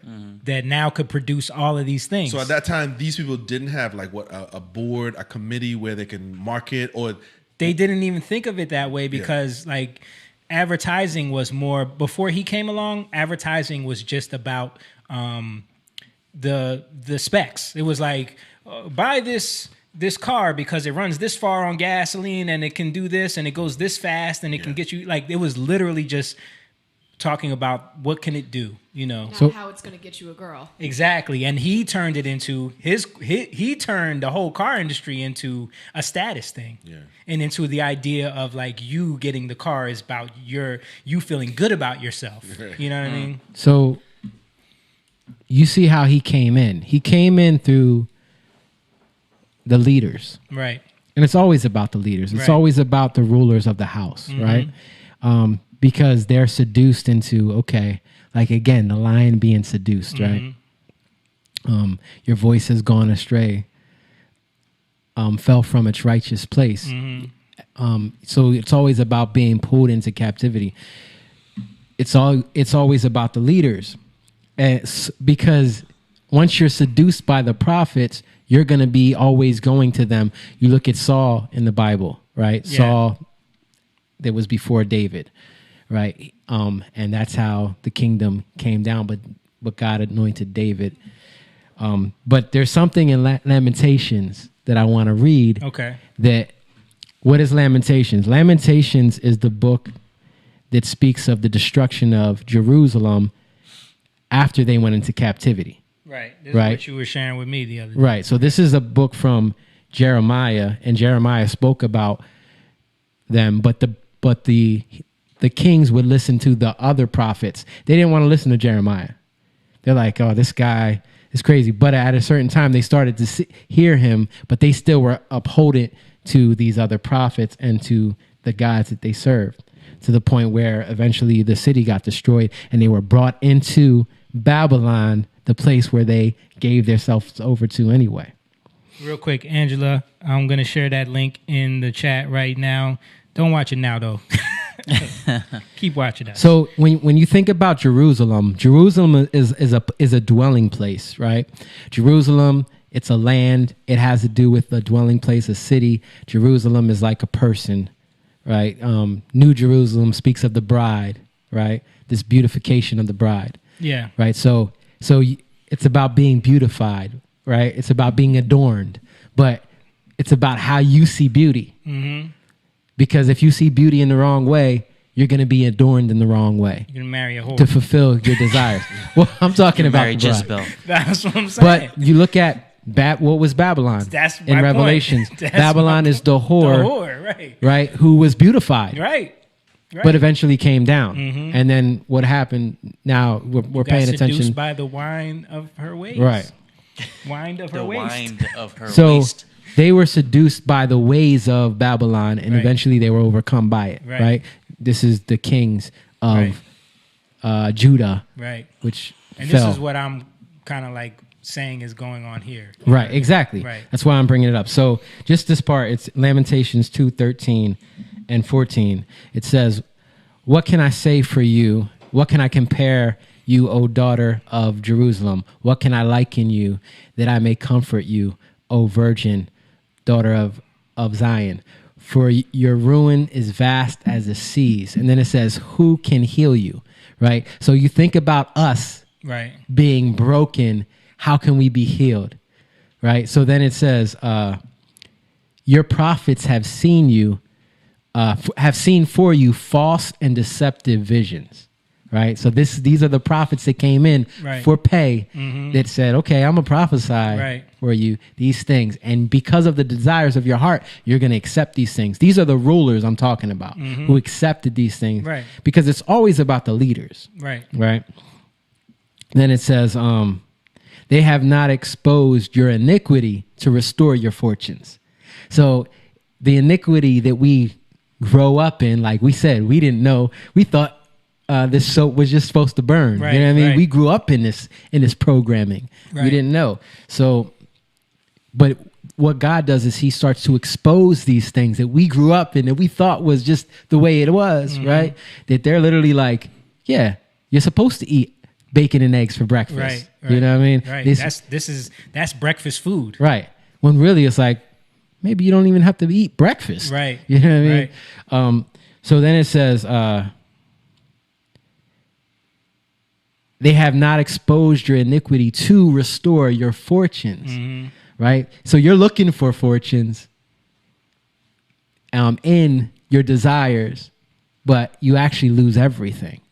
You might not lose it because what happened with Jerusalem? They didn't lose it at the time. Even when Jeremiah was prophesying, it took a while for it to actually happen. They still denied it. Like even when they heard Babylon was coming, they're still like, whatever, we'll fight them off until they were totally overcome and brought into captivity. Right. And then you have Ezekiel, you know. But yeah, I just thought that was interesting. Yeah. And then it says, but they have seen for you oracles that are false and misleading. So again, it's about leading you away by the desires of your heart. Right. You know, and so that's what's been happening here. This is what we're getting at. Like we've been slowly being led into this mass consumerism mentality. Exactly. This mass like selfish like desires. Everything is about me feeling good about myself and do what thou wilt. And it literally disorders your feelings. Right. It destroys the order of how you're supposed to feel. Let me play some more of this interview because he goes into the use of celebrities in with one of the presidents. If you say so. This is a Who was the dullest of the bunch that you handled? Who was? Well, he's talking about presidents. Who was the dullest? Coolidge story. So this is Coolidge. Harding had died. Coolidge became president, and Coolidge was running for president. He decided to be president, and Alice Roosevelt Longworth, who was the daughter of Theodore Roosevelt, had started a bon mot, a few words that went around the country as if by radio and by Letterman TV. And so again, even back then, like that was the Twitter of its time, right? So radio. Yeah, Theodore Roosevelt's daughter was trying to trash Coolidge. So she started some some rumor, basically, and everyone was picking up because everyone who wanted him to lose was picking up the story. Same thing they do now, bipartisan. You know, this partisan hackery that goes on in the media, goes on with the news. You know, they were doing the same thing back then, but now it's on another level. But this is what he's getting into. Called on me and said, we're worried that this may defeat Coolidge. Well, the phrase... she was sort of bad-mouthing the candidate, in other words. That's right. What was she saying? Do you recall? Was she... Oh, yes. She said that Coolidge had been weaned on a pickle. Oh, yeah. That'll tip an election just like that. Does anybody know what that means? Nope. Weaned on a pickle. So when a child is breastfeeding, right, they have to wean the child off of the breast, right? So they were saying that he was weaned. I don't know the significance of that phrase. Like, what does that mean? Something doesn't sound right about that. Yeah, something doesn't sound right about that. So I guess that's why this was like a terrible thing to say. But anyway, so watch how he fixed the public opinion of Coolidge. Word of that gets out. So I agree with you because... So now you were called in. You have to offset this man had a very dour image. That's right. Okay, so, now what did you do for Calvin? I never use the word image because image is shadow. I use the word reputation or identity. Okay, what did you do for his identity? So I decided first that we should bring down Fannie Hurst, Edna Ferber, and other women. These are celebrities of the day. Period. And then I thought it would be a good idea to bring down some ecstatic dancers. Ecstatic dancers? Like the Dolly Sisters. Uh-huh. I don't know. I don't remember the Dolly. Beyonce, Jay-Z. This is the same. This is Hillary Clinton at the campaign with Jay-Z and Beyonce. 40 others. And at that time, anybody who was on the stage was a little bit off color. And Coolidge had breakfast with them. And when Slemp, his secretary, came up to him and said, there's a cabinet meeting going on and they need you, Mr. President. He said, I'm busy. And he got elected. So basically he set up this whole fake like breakfast with him and a bunch of celebrities. And then he had the press show up. And then he had one of the secretaries come in and say, they need you in the Oval Office. And he said, I'm busy. You know what I mean? Like, to make it seem like he cares more about the public than... that party. You know what I'm saying? So that fixed his public opinion. The same thing they do now is like these staged pandering events. You know what I mean? With celebrities involved, like the same tactics, the same wizardry. Have you guys seen the documentary on YouTube, Netflix, Social Dilemma? I watched some of it, but I didn't watch the whole thing because it's like, I know all of this already. Right. You know what I mean? It's going into how a lot of people that work for these companies believe that they set up a system that is basically moving everyone into chaos and destruction. Right. Yeah, which they have. No, it's true. But I think people need to hear, for themselves sometimes from the people who created it, that they can't control the monster they created. Yeah. Because some of them were saying that their own families... they're watching their kids be distant from them. Yeah. Because it's something they created. They can't control it. Mm-hmm. That's how powerful the mind is. Yep. And you can't control it. It's Frankenstein. Mm-hmm. You know what I mean? It's Frankenstein. You create this monster that you think is going to serve you. Right. And it doesn't. So in today's term with the current climate, Hey, Gene. With social media, it's changed. I mean, they're still using the marketing tactics to sell products, but now it's a battle of what? Your vote, your party, your idea, or whatever it is. I think it's the same thing. I think they're still tapping into like what is the desire behind it. So it's not just attached to, because again, like when you see it's a form of this. Yeah, when you see all of the rhetoric now going on with the election, it's always about, someone's racist or someone is evil or someone is going to destroy everything or women's rights or gay rights. It's like it has to be attached to some other emotional, traumatic thing. So they're triggering you. Yeah. They're triggering the public. But it still has to do with your desires. That's what I'm saying. It's attached to a desire behind just voting. And the fear that you feel. Right. Yeah. The fear that you might lose what you desire. Right. Right. Which and all these desires have been slowly injected in us over the last 100 years through these tactics. Right. The ideas that, like, in the 80s, I was going to try to filter through them, but I was watching a whole, like, YouTube video that just did 80s commercials back to back to back to see some from our childhood. And, dude, it is, like the stuff that they did back then on the next level. Like, they've mastered it. So imagine that's in the 80s. Yeah. So imagine now, you know what I mean? Right, the way they've mastered the subliminal little, like, subtleties that have the underlying pull on your desires that you don't see coming. It's just like, because you're indoctrinated into it from birth. Right. Right. And that's what happens. You become so indoctrinated into it that you just feel like you're supposed to have these things. It's engineered consent. So it's not like I'm choosing this. It's like I want it. Like and so when you think about, like, what this country, when you think about liberty and the pursuit of happiness, right, that means something totally different, because you think freedom is the desires that you've been programmed to think that you need, that is actually freedom when it's not. It's actually captivity. Right. It's actually pulling you into captivity. Listen, I was going to say, pull this up again. Yeah, just like the meme. Pull this up again. So the idea that the top is freedom, right? Yeah. The idea that the top is freedom. Right. Because freedom to you is all of the amenities and secure and the lifestyle that is offered by the people that are literally using you for another gain. Like, this lion doesn't realize his whole life is to serve someone else's profit. Right. Right. The trick in these people is to get rid of the bars. You don't see the bars. You don't see the bars. You don't need the bars. Yeah. Where are you gonna go? Yeah. You don't see it. They what do you think, like, the tactics of COVID? They don't need bars, bro. Yeah. The bars are in your soul. The bars are your mind. Yeah. So when you look at that, you can't see the bars because you're so ingrained in that you can't see it. Yeah. You're so captivated by it that you're angry that you're trying to be let out. Right. Yeah. That you're trying to be set free. Right. So now you're fighting back. Yeah. Because you think you're actually being bound. Yeah. Because you've been programmed throughout the years to connect to the desires that that it actually drew you into that captivity. You know what I mean? So now what drew you in is what keeps you in. Right. Because now all they have to say is, yeah, you can be free. You can go out there with that lion, but who's gonna give you food? Who's gonna give you health care?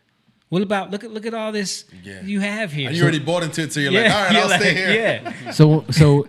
So words don't mean the same thing. Yeah. Right. Because they're connected to opposite things. Yeah. It's literally like it's an turned inversion. upside down. That's the inversion. That's the inversion. Yeah. I was reading this thing recently where what China is doing in Africa, which is coming in and they're building schools for them, they're building roads, but they really want what the Chinese want is the minerals and access to natural resources. Right. And the local powers that be, they're taking it because they went once they get that check in their account, they're out of there. Right. And they're leaving these people out to dry. Yep. And I'm like, they're wow, getting man. rich off of it. Yeah. And what's at the top of that is the leaders, they want to just stay in power. So their desire is to stay in power because with power comes money, you know. Right. So kind of like our government. Right. So but I think that's the thing. Our government is actually shifting. I think Trump is actually like an actual leader, a father, right? Who's saying, you can't eat that anymore. That's bad for you. You're not, but then the kid who's been eating, he's like, what do you mean? Don't tell me what to do. I love Apple Jacks. Yeah. Don't tell me this isn't good for me. Right. You're trying to put me in jail. You know, the experts say that's another thing they developed. The experts say. Right. Listening to the experts. The scientists. Yeah. The experts say that this is part of a balanced breakfast. That was like the theme of the 90s, man. Yeah, man. This is the theme look at what is Biden's whole thing? Right. Like I'm going to listen to the experts. His commercials are a bunch of experts. Right. But then when we're real experts... What's up with your mic, bro? I don't know what. The thing was goofy. But when real experts say masks aren't good or, you know... It's only experts they deem experts. Experts that they don't agree with, The Twitter suppresses. Right. Yeah. Yeah. Speaking of experts, did you guys, a couple news stories I wanted to bring up real quick. So we had another celebrity come out and endorse Trump. So Ice Cube, you know the Ice Cube thing. We talked about it last week. Ice Cube, of course, got in a bunch of trouble because, and this is the funny thing is like, he never even said that he was working with Trump. Right. Or endorsed him. Yeah, he didn't endorse Trump. No, but just because he's mentioned... He broke code. No, so, yeah, because he worked with him at all. It's how dare you? Right. How dare you do that? And again, because it's been set up right. that Trump, orange man bad. Right. And no matter what. Yes. Yeah. And you literally hear people say that out of their mouth. Right. You saw Cuomo try to get him? Yeah, He checked him? Yeah, I saw it. Yeah. That was... But... he basically laid it out there. Like, I went to both. Like, and to me, it doesn't make sense. Like, if Biden loses, are black people supposed to just say, no, we don't get nothing now? Like, we ain't working with him. So we just gonna have to wait 4 more years. Like, that don't make no sense to me. But then 50 Cent sees Biden's tax bill. I got his tweet right here. Did you see that? I did see that. 50 Cent sees Biden's tax plan, which is they put this out on the thing, and he tweeted out a picture of it, and he said basically, I'm out, I'm done, I'm voting for Trump. So now people are coming at him. You know what I mean? He's a coon now too. You know, and it's funny how like all of these, it's so quick that the public can turn on all of these people that they prop up as heroes. You know, champions. Businessman, you know, they get the bag, you know, and then all of a sudden it's like, what's the show he's co-produced? Power. And they were praising him how he, you know, genius, work with stars, you know, the Black Scorsese. But now he's in trouble. You saw the tweet, Jamie? What? The Knicks suck anyway. Yeah, he said I'm out. I'm leaving New York. The Knicks suck anyway. Well, a lot of celebrities have been saying that they're all moving to Texas. You want to make every game interesting. Yeah, don't bring that up yet. They're moving to Texas. A lot of celebrities have left California. You know, they're leaving New York in droves. This video right here, I had Jake dinner, but I decided to hop on my live because I know I'm about 3 hours late. That 50 Cent basically. Now, I preface this by saying we're not advocates for Candace Owens because she has that. She has that air of grifterness to her. She has her own agenda. But why did you put this in there? You mentioned to me earlier. I haven't seen this yet. I mean, you can go a little further because she talks about Trump in the beginning, but she's just saying like she goes into a little bit what you were saying about how people are just like, you know, canceling. Mostly black people are canceling 50 Cent because of Trump, but she goes into what Biden is doing and what it does for poor people, because people think that these tax these taxes are only going to affect the rich, right? But it doesn't. It actually affects us. Moving, picking up and leaving the state. So let's just walk so you can go read it and understand what tax cuts for the rich actually means. There you go. Come on, YouTube. We don't care about the NBA. Because it's the only thing that actually helps poor people with their taxes. Poor people pay less taxes, okay, when rich people pay less taxes. Let me explain to you how that works, okay? So 50 Cent is saying, I'm not paying these taxes. Rich people all over different states that are hiking taxes right now are saying, I'm not paying taxes. Now, when they say that, they're not saying that bluffing. They're literally moving, picking up and leaving the state. So let's just walk through that's a common not just sense people, scenario. that's businesses too. Yeah. Did you see what they're trying to do in California to counter this? Like, instead of saying maybe we need to fix things, they try to get Joe Rogan with this. They're trying to pass this bill where that if you leave, you have to pay like this huge amount of money in taxes. Yeah, Jersey has that already. But California's trying to like make it this huge number that you have to pay if you leave the state. It's high in Jersey too. I don't know. It's like an exit tax or something. Exit tax. Jersey has it. Yep. Crazy.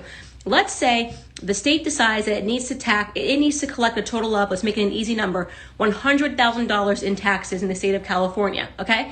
And let's say that state keeps raising and raising taxes on rich people, and rich people finally say, you know what, I'm leaving the state, right? So if you think that you're gonna just tax rich people 90% and they're gonna stay in the state, you're an idiot.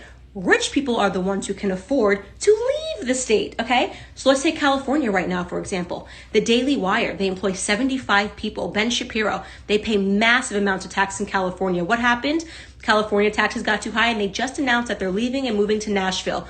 That means they're not going to be the one paying that figurative that I just made up, $100,000 in tax revenues that the government needs to collect, right? Same for Joe Rogan. Joe Rogan had enough of California. He moved to Texas, where there is no income tax. Tennessee, Nashville, there is no income tax. So rich people have the option to pick up their entire families and companies and leave, okay? So they've reached the point of no return. Same for Charles Schwab, a billionaire, right? Lived in California forever, his whole life. All of that money you're actually collecting from a billionaire in your state. California got out of hand, so what did Charles Schwab do? He picked up Schwab Corporation and he moved it to Texas where there is no income tax, right? That's the end of that story. Elon Musk saying he's picking up and leaving Tesla because of taxes and COVID-19 restrictions. That's the end of that story. So what happens when a government, okay, because you guys need to understand this, when a government taxes rich people so much that they all leave? Do you think the government then turns to the poor people and says, well, it looks like all the poor people are gone, so we're just going to have no more taxes, I guess?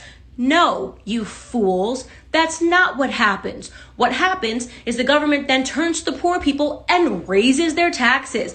I'm not making up this scenario. It's happened in America multiple times. You can read about it actually happening in times like the Great Depression, when they raised taxes to an unbelievable rate, right? Rich people will always hide their money.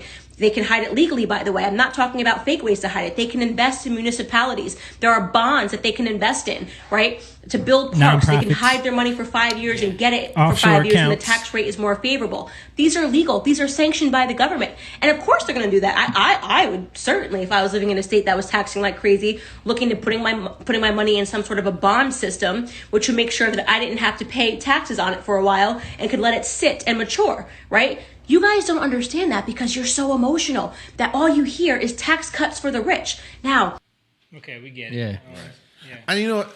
I want to say something real quick. I think like one of the things is a lot of people will turn that off and won't listen to what she's saying because they don't like her. Because they don't like her. Yeah. At the same time, you guys are fools. Yeah. Like she's like just. Look, spit out. Say the Give truth. the information Don't without do all of that. Yeah, you know what I mean? It's like they love That's antagonizing people. Yeah. Man. It's they lose a lot of people with that. You know, and I'm not a fan of that. But and that's belittling people. Yeah. Yeah. Just say, hey, listen, let me break this down. So what she's saying is all factual. Right. But adding in that little, you guys are so dumb. Right. This is why you're so stupid. Right. It's like she's emotional too, though, because she's out here responding to her Twitter. You know what I'm saying? Like, so she's out here getting in beefs with Cardi B. As you know much what I as mean? She's giving information. There's also that. So people so it's funny because she's talking about people being emotional and she's being emotional also. Yeah. Which is what you don't want to be drawn into a fight. Yeah. You don't want to be drawn into. Oh, maybe she does. We don't. Leaders shouldn't She be. likes fights. You know what I mean? Yeah. Because now we're going astray. Right. Yeah. So the point of showing that is really just to show that we have to take control of our future. Right. Right. And in that sense, in the economy, we have to know how things work. Right. Right. And we can't be drawn in by fear Right. and emotions again, because this is what we're talking about today. Right. We're talking about the wizardry, which they're using in terms of the tax thing. Yeah. Because I've been seeing a lot of these commercials from Biden about taxes, and they're twisting things. Yeah. Sure. And you don't understand how it works, then you'll get pulled in because of fear, and then you'll go down and think, I need to do this. Right. I need to take a stance. Right. But you're taking a stance in a way where you're actually harming yourself in the long run. Right. It might seem good at first, but in the long run, it makes it worse. And Light up your torch of liberty. right. You know what I mean? And for Trump, what people don't understand, people say that why Trump's economy got better was because it had to do with Obama and Biden. But no, what he actually did was he incentivized he incentivized businesses to come back, right. which produced jobs back into the country because he gave them tax breaks. And because what happens, like she was saying, is that when you hike up the taxes, which is what the Obama administration did, Right, and they they had some crazy stuff going on. And a lot of these companies left. They went to Dubai. They went to, Qatar. and they outsource. Yeah. You know, all the Mexico. outsourcing going on, Yeah. right? Yeah. And they're going offshore, Right. because they're moving their money, Right. and it hurts us. Right. It hurts our economy. We lose jobs. It hikes up prices. It hikes up on even a smaller level with a lot of the self-employed, Right. lower level businesses. Now you got to pay more taxes to employ people. Right. You're gonna stifle the people who are the ones who are essentially scribbling by, or the ones that are trying to get Right. over that hurdle. Right. You're gonna destroy them. Destroy their businesses now. Yeah. Because like she said, like I think that simple idea there that you think rich people don't know how to hide their money. Yeah. You just said that. Yeah. I mean, like you would like it is true. Like Yeah. that's what they do. They're not worried about it. Yeah, it's set up that way. You know what I mean? There's a lot of loopholes that are put in the Right. tax law so that rich people can avoid paying taxes. Right. You know, and they there's- all do it. I think Bezos hasn't paid Amazon taxes, like any taxes on Amazon, because of the loopholes. Focus on the $750 that Trump didn't pay Yeah. or whatever. That's that. That story is so funny, but that's a prime example of like they didn't censor that story. No. Even though Yeah, there's no- no evidence was produced, they What just about said Bezos? Yeah. So I just want to make this point about taxes. The more the government gets involved with the taxing, it's actually a sign that they're losing control. Right. And what it does is it destroys the economy, and it destroys the responsibility of the people. Right. So the people don't take responsibility, and you see that with the messaging. Right. People don't know, they don't have responsibility. So now what happens is these people who are richer start taking the responsibility over you. Right. And if they're not, That's what Edward Bernays' philosophy Exactly, is. exactly. They don't need to have that responsibility because they don't know what to do with it. So Mhm. give it to us. Right. That's what Right. taxes are. Is And give the us the wizard- money. So the wizardry is convincing you that I'll take care of it for you. Right. You sit back and relax. And you see a whole swath of this country that is bought into that full fledged that like we need to let the government take the lion's share of everyone's money and figure out where it goes. You know, So- I'm sorry, good. No, I was just going so the ignorant stay ignorant because the ignorant don't want to know anything. Yeah. You know what I mean? So you stay in that place of ignorance and you're prideful. Like, Right. you want me to know something? Right. I mean, but that's what ignorance does, right? Yeah, ignorance is. Go ahead. I was gonna say years ago we ran into a former friend of yours. I'm not gonna mention the name. Yeah, yeah. But as we were sitting there talking, Who was it? You know it was at the gym. we were talking. I was just saying that it just reminds me of this logic, this idea. And we were talking to him, and he was saying, "Hey, I don't take care of my kids. I don't provide for them." He didn't say it like that, Yeah, but yeah. basically This that's is what he what- said. this is the gist of Yeah, it, he's yeah. like, "I don't take care of them. I'm not there for them, but I'll be damned if the man who's taking care of them call him, Or if they call him daddy. Yeah, right. And it's like that's essentially what people they don't want to put the work in. They just want to be called daddy. Right, You know what I right, mean? Like right. I don't Because it makes them feel good. It makes them Yeah, feel good. I'm yeah, like, yeah, but you're not actually a dad. Like That's like, but think, let's go back to what we were talking, the lion in the Yeah, cage, yeah, right? yeah. You want to be called a lion. A lion. Yeah. You want to be called a king. Right. A queen, Right. right? But you don't want to Especially queen do right now. Yeah. Yeah, that's But the you thing. don't want to be responsible yes. for what Right. that entails. Right. Yes. You want to go back into jail. Right. But you're not doing anything that a lion does. Right. Right. You're doing what a Right. slave does. Yeah. Which is You lost your identity. right. Right. And Yeah. it was. I remember that conversation, and it was uncomfortable because, well, you guys were dads at the time, but you guys were all married. Yeah, yeah. And watching the uncomfortableness because We he's like, just "That's kinda- right, yeah. right," and all of y'all are like, Like I take care of my kids. I don't know what you talking about, bro. They ain't gonna get me. But I think that's the thing. The trick is you don't have to do anything. We'll do it for you. So in other news,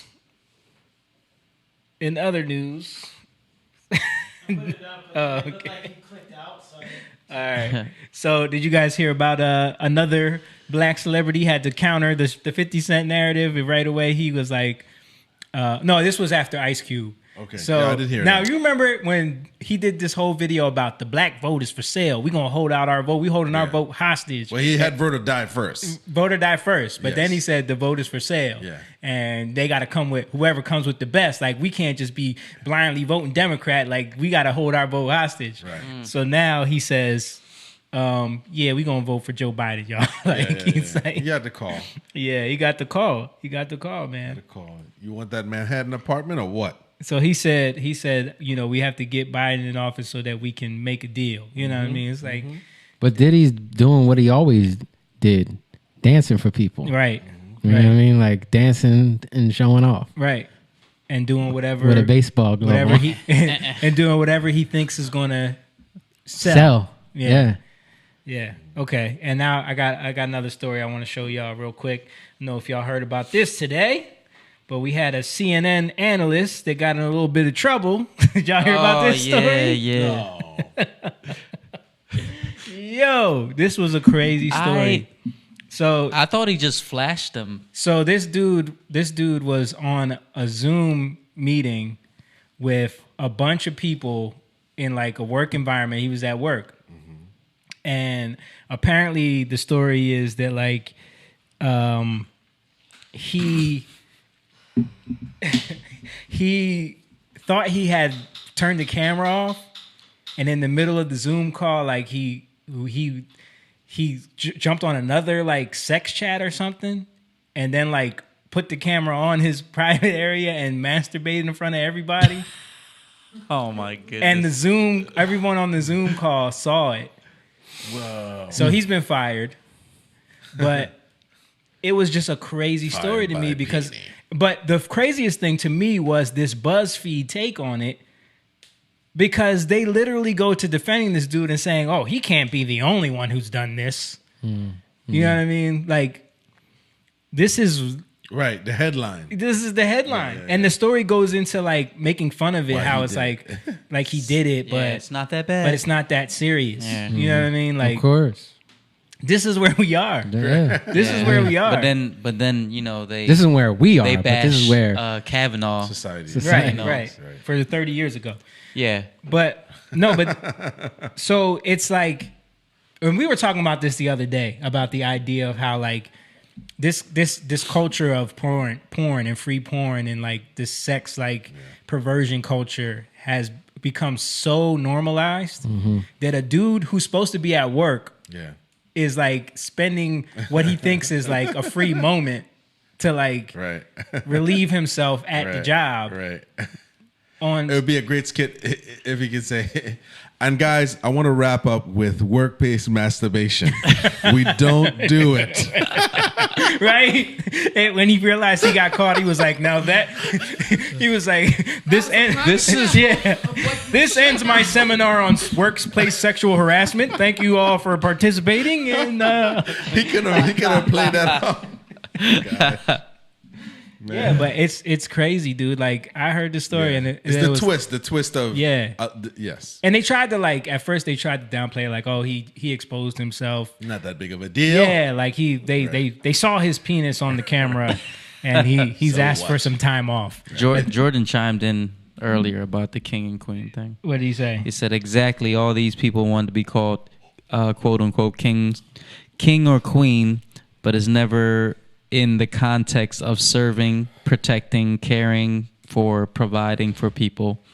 You know, like an actual good king and queen. Nah, you just want to be awesome. Yeah, you just want the crown. Be awesome. You just want to walk around in robes and crowns and in the castle. You know what I'm saying? Yeah. They want the glory. Angela said, "Lord, come soon," with the hand over face emoji because of that story. Well, it speaks to that. Like, this is a man. Like beyond what he did, like this is a man who's prophesying to people's desire, because he's literally spouting out the stuff that is keeping people where they are. Yeah, because that's where he is. Right. He's caught up in his own desires, and he got exposed because he's constantly on there, you know, judging people, talking about who's evil and who's a racist and who's a misogynist. Right. You know what I mean? Yeah.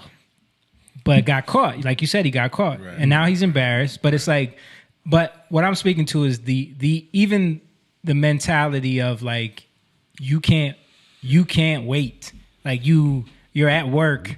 Because that's how indoctrinated into it. That's how much of a ritual it is for his life. Yeah. To where it becomes so normal that he has to do it beyond like, all right, if I turn this off, make sure everything's all right. Yeah, yeah. And then I can, right. He's thinking in that way. Right. You know what I mean? Like everything goes to the thoughts of our desires. And maybe he's and almost getting off on the fact that like he knows that they're there, but they can't see him. You know what I mean? Yeah. No one knows what I'm doing. No one can see what I'm doing. You know? What gets me though is people will see this, hear this, but then they can't believe that human beings can go to the next level, which Right. is what we talked about, child pedophilia and all this stuff. Look, people would never do that. Right. Really? You think they'll stop right there? Yeah, yeah. You think that's where it ends? No, it goes way further than that. You know? Yeah, and I think a lot of that again through this Edward Bernays type of wizardry has grabbed our psyche in a way where we've normalized all of this stuff. Like I know us, like growing up in the era that we did, like just being indoctrinated with music videos and the visuals of Victoria's Secret fashion shows and all that stuff, like it, and then the availability of free porn. Like I don't think people understand. I was talking this to Rachel the other day. Like there's a reason why porn is free. You know what I'm saying? It's because they want you to be able to access it. You know what I mean? Because they know what it does to the psyche. They know what it does to men. They know how it demoralizes women. They know what it does to the family. They know what it does to children. You know what I'm saying? They know what it does. What does it do? It totally destroys all of that. It totally destroys all of that. Destroys what? It destroys men, destroys women, How destroys does it the destroy family. them? I mean, it's obvious. It's obvious. Like men grow up with a distorted perception of what women are. It changes their brain into see them as sex objects. First of all. So it disorders them, is what I'm saying. Like, Yeah. Like literally gives you a sexual disorder, because we were even talking about how because porn is so normalized, now there's so many men, young and old, who cannot have a sexual experience without porn or some kind of pornographic content. Yeah. They have a term involved. for it. Yeah, it's what is it? It's porn-induced ED. Right. So what is the point of sex? Intimacy. Right. And what is the point of intimacy? Deep emotional connection. Right. And so that's my point. Like, if you can destroy that, can't be out here feeling things. Exactly. Right. So now you got a bunch of kids that are growing up with very sarcastic, unemotional personalities, perverted, disordered emotions to the point where they don't even know how to express anything because they're literally afraid to express anything. And not only that, it's the sarcasm now makes it so candid to talk about. Even like we talk about Schultz all the time. They openly joke about what type of porn they like. But that's part of the whole sell, right? Yeah. Because it used to be like this dirty like thing that you have to like go in a shop and right. Like, you know what I'm saying? Like rent the video and it was all gross, but like that's part of like the Edward Bernays. Like now it's healthy. It's normalized. Now the experts are telling you that this is healthy. This is what you need to do. You know what I mean? Better relationship. Right. He's talking about that and then advertising the Blue Chew pill. Yeah. You know what I mean? Yeah. Because what are the effects if you overly watching porn all the time? Now you have problems with erectile dysfunction. So now you need a pill. And the psychology is, like you said, a woman in front of you can't do it. Right. You need two midgets and you can't stop. You can't. But really what it does is that it's going to destroy, like he said, intimacy with your wife and your family. You could never have a healthy, intimate relationship, loving relationship with your wife if you're sneaking, and vice versa. Because I think so many times we talk about the men doing this, but for the women, it would be the racy novels. Right. You know what I mean? Your hair's not flowing like Fabio. What's Fabio? What's the guy? Fabio. No, not even Fabio. The gray guy. Gray's 50 Shades of Grey. I don't know his name, but I know what you're talking about. Yeah. Right. It's like the woman who wrote that is a fat, unattractive woman. You know what I mean? Right. Her fantasy is a. Are you fat shaming? And listen, it is what it is. That's what she looks like. But my point is that both sexes do it. You know what I mean? It creates this fantasy, because in her fantasy, it was a young, handsome billionaire who was into S&M. Right. And for men, it's anything goes on the internet. You know what I mean? Right. Yeah, but I think it falls on men. It does more than women. I think it does fall because on men. It's the physical thing. Yeah. And not only that, men are supposed to be the protectors in that. Of course. It's going to have a bigger effect on men than it would women. Men lead, and they don't lead through saying "do this, woman." Right. They lead through example. They lead, you know what I mean? And we have to. The strong man of the house has to be bound up, and that's what's happening. Yeah. You know, you think about like when Jesus when he talked about that, he said, "A house divided can't stand." Right. So literally, it's about that strong man being taken over, and what's happening is we're letting the things in that we desire that are bad for us, that we think are good for us. So we let them in to our house, and it's not just our house in ourselves; it's our household, right? Yeah. That we rule over our house, but we rule over the household. We let these things in, and now they're affecting everything and causing The disorder. physical And house, then- and then the Yeah. actual house Right. gets destroyed. And it's causing disorder in our house. Yeah. So then we got our kids growing up under this stuff, And then we're what like, hap- "How did this happen?" And it's such a fractal dimensional thing, because then that turns into now your house is the same way as this house, and now the community is in disarray. Right. And then from there it just grows into a society and a culture that's in disarray. And then you know what I mean? Like this is how we get where we are. So solution to this, again, has to do with the leader of the house, Yeah. which it has to do with Jesus. You know, he was the first one that leads us into the house of the Father. Right. Right? So it's like, how can you be a father if you don't know the Father? And the way you know the Father is through the Son. It's through Jesus. And he led us back to the Father. But if we don't, but how do we see who the Son is? It's through going through, you know, though I walk through the valley of the shadow of death, I fear no evil, because now I have you with me.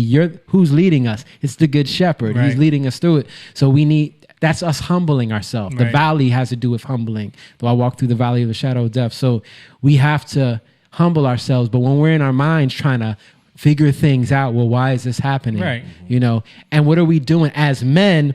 What do? We don't want to deal with our feelings. Right. So we justify everything. We justify it, and we put that pressure that's on us. We put it back on our kids. We put it on our wives. Right. You know, we put that on our household. Right. Because we don't know how to deal with it, when really we got to humble ourselves so that we can be reordered in Him.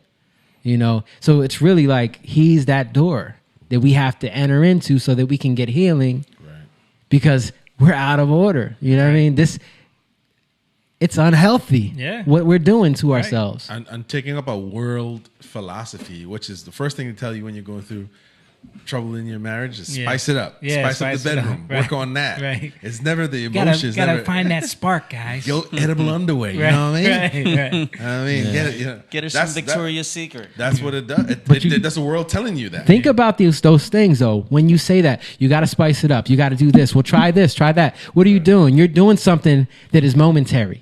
That might work for a little bit, but it's going to go away because you're never going to fulfill the desire that's out of control. Right. It's funny because like right from the beginning, what does it say? That the man is going to be, that the woman is going to be contrary. Her desires are going to be contrary to the husband. Right from the door when they fell. Right. Man, woman, you're going to be contrary. So now now the man has to rule over you. Right. Right. And it's the desires. And even man in Hebrew and women speak of fire.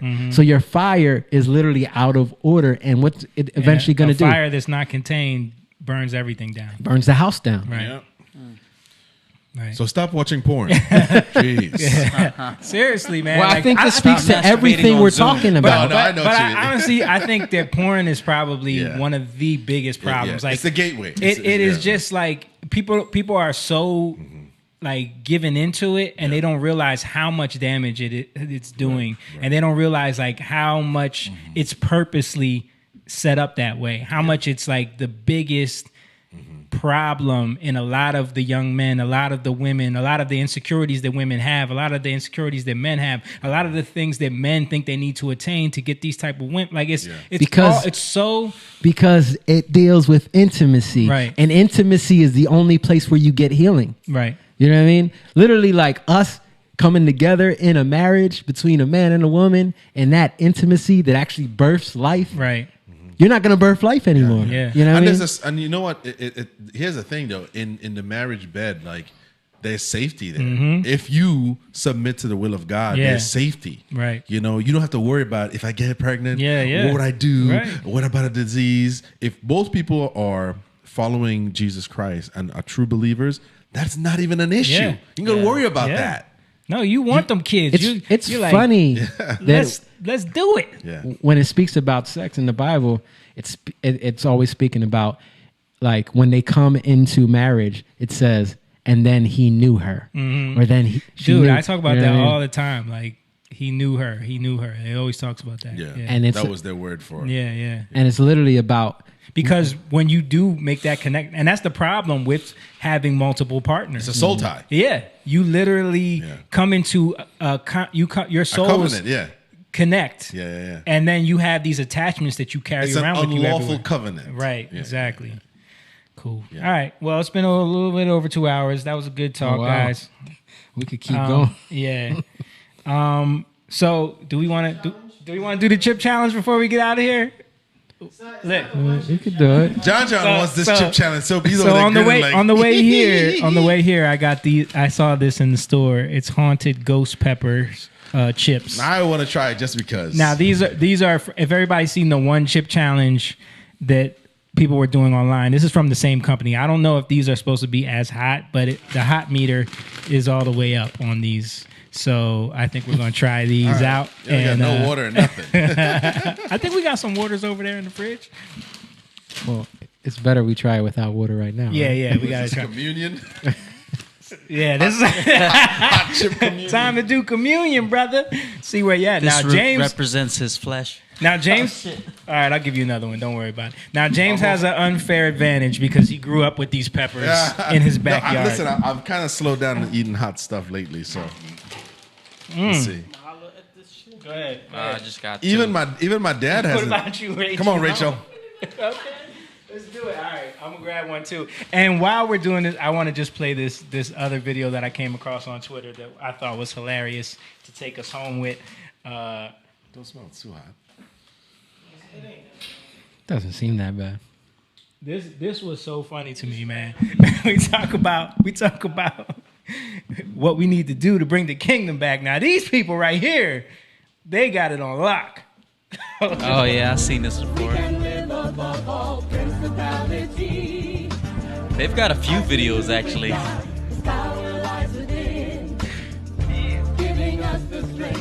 All right, let's do it. 3, 2, 1. Mazel tov. I just rubbed my eye.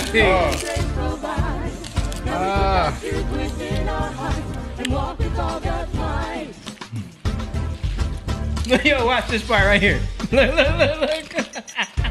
Oh snap! Oh snap! My man goes in. Look, he heel toeing. All right. Look. Oh.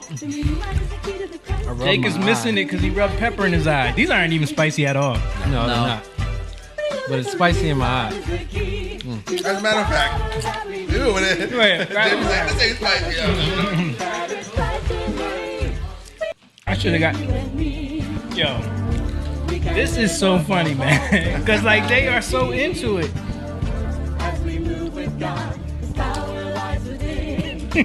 They got rhythm, yo. Yeah, but when he starts dancing, that's the funniest part. Wait till he busts a move.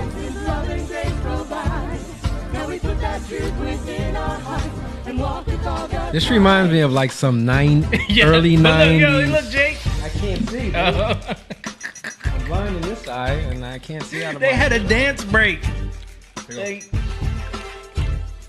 It's like he took 2 hip-hop dance classes when he was a teenager, and he's just living it out right now. This is not spicy. Doritos actually have. It's got a good kick to it, though. Darnell said James is the king of spicy food. Not anymore. Angela said, LOL at the video. Great talk. Thank you. Angela said chip challenge. It's spicy, but it's actually smooth. Like when you bite it, it's not that. Okay, but then I've had enough of these guys. It starts warming up a little bit. Yeah, on the back end you feel the heat coming in, but they're not like crazy. Yeah. You all right, Jake? Jake rubbed his eye. Yeah, you said it. Because I was gonna get the chip challenge ones. That comes one chip. Yeah. $7 for one chip. You're like, screw that. Said I don't love them that much. Now I could see like $2 for a chip or something. Yeah, they're good. Did you eat it? I ate it. I just got it in my eye. That video was hilarious. All right, guys. Thank you for watching. Thank you, guys. Saw Zach. Zach just checked in. What's up, Zach? We'll see you guys next week. Oh, loving them over there. What? Destiny's Child beat. Oh yeah, it did sound like what's that song? Is that Charlie's Angels? Yeah, it does sound like that. It sounded like Charlie's Angels in Miss Independent. Yo, these are actually not that bad, man. Yeah. Rich? The Dorito one's better. Doritos got the spicy one. Really? It tastes better. We gotta do a chip challenge live on the podcast with the pocket. The what are those called? Pocky. Mm-hmm. The chip challenge one, the red one. The $7 one. That's the one that everybody buy their own. Yeah, everybody buy their own chip. All right, guys. Appreciate every single one of you guys. Make sure you like, comment, subscribe. Also, let people know. Share the video. Yeah, share this video. Let people know. We're trying to have some real conversations. Talk about bring some light to stuff that we've been seeing. God's been showing us every day, and more stuff every day. This is the Young Lion TV YouTube page. We don't have any subscribers, so go on there and subscribe. I'm subscribed. I know, but we got like 50. Cut me in, brother. I'm back. But go to the YouTube and subscribe if you haven't yet, because you get notifications and it'll tell you when we go live. Plus, man, we need to get the YouTube up. Yeah, and if you want to hear young men share positive ideas, Yeah. And we can't only be on Facebook because we see what Facebook's doing. So we need to be, need to diversify, as the, the wizards say. Yeah. But so we appreciate you guys. Anybody want to say one last thing before we get out of here? Everybody good? My eyes burning. God bless everybody. Yeah, God bless every single one of you. We appreciate you. If you want if you want to hear our new music, you can go to jatan.com. You can hear Where Do We Go, and we got some new stuff coming out soon. Also, merch is available on there, and you can go to our Patreon if you want to become a member. Patreon.com/Young Lion TV. And we'll see you guys next week. All right. Young Lion, go live, yeah. Young Lion, you rich, yeah. This kingdom has room, yeah. Go and fight people.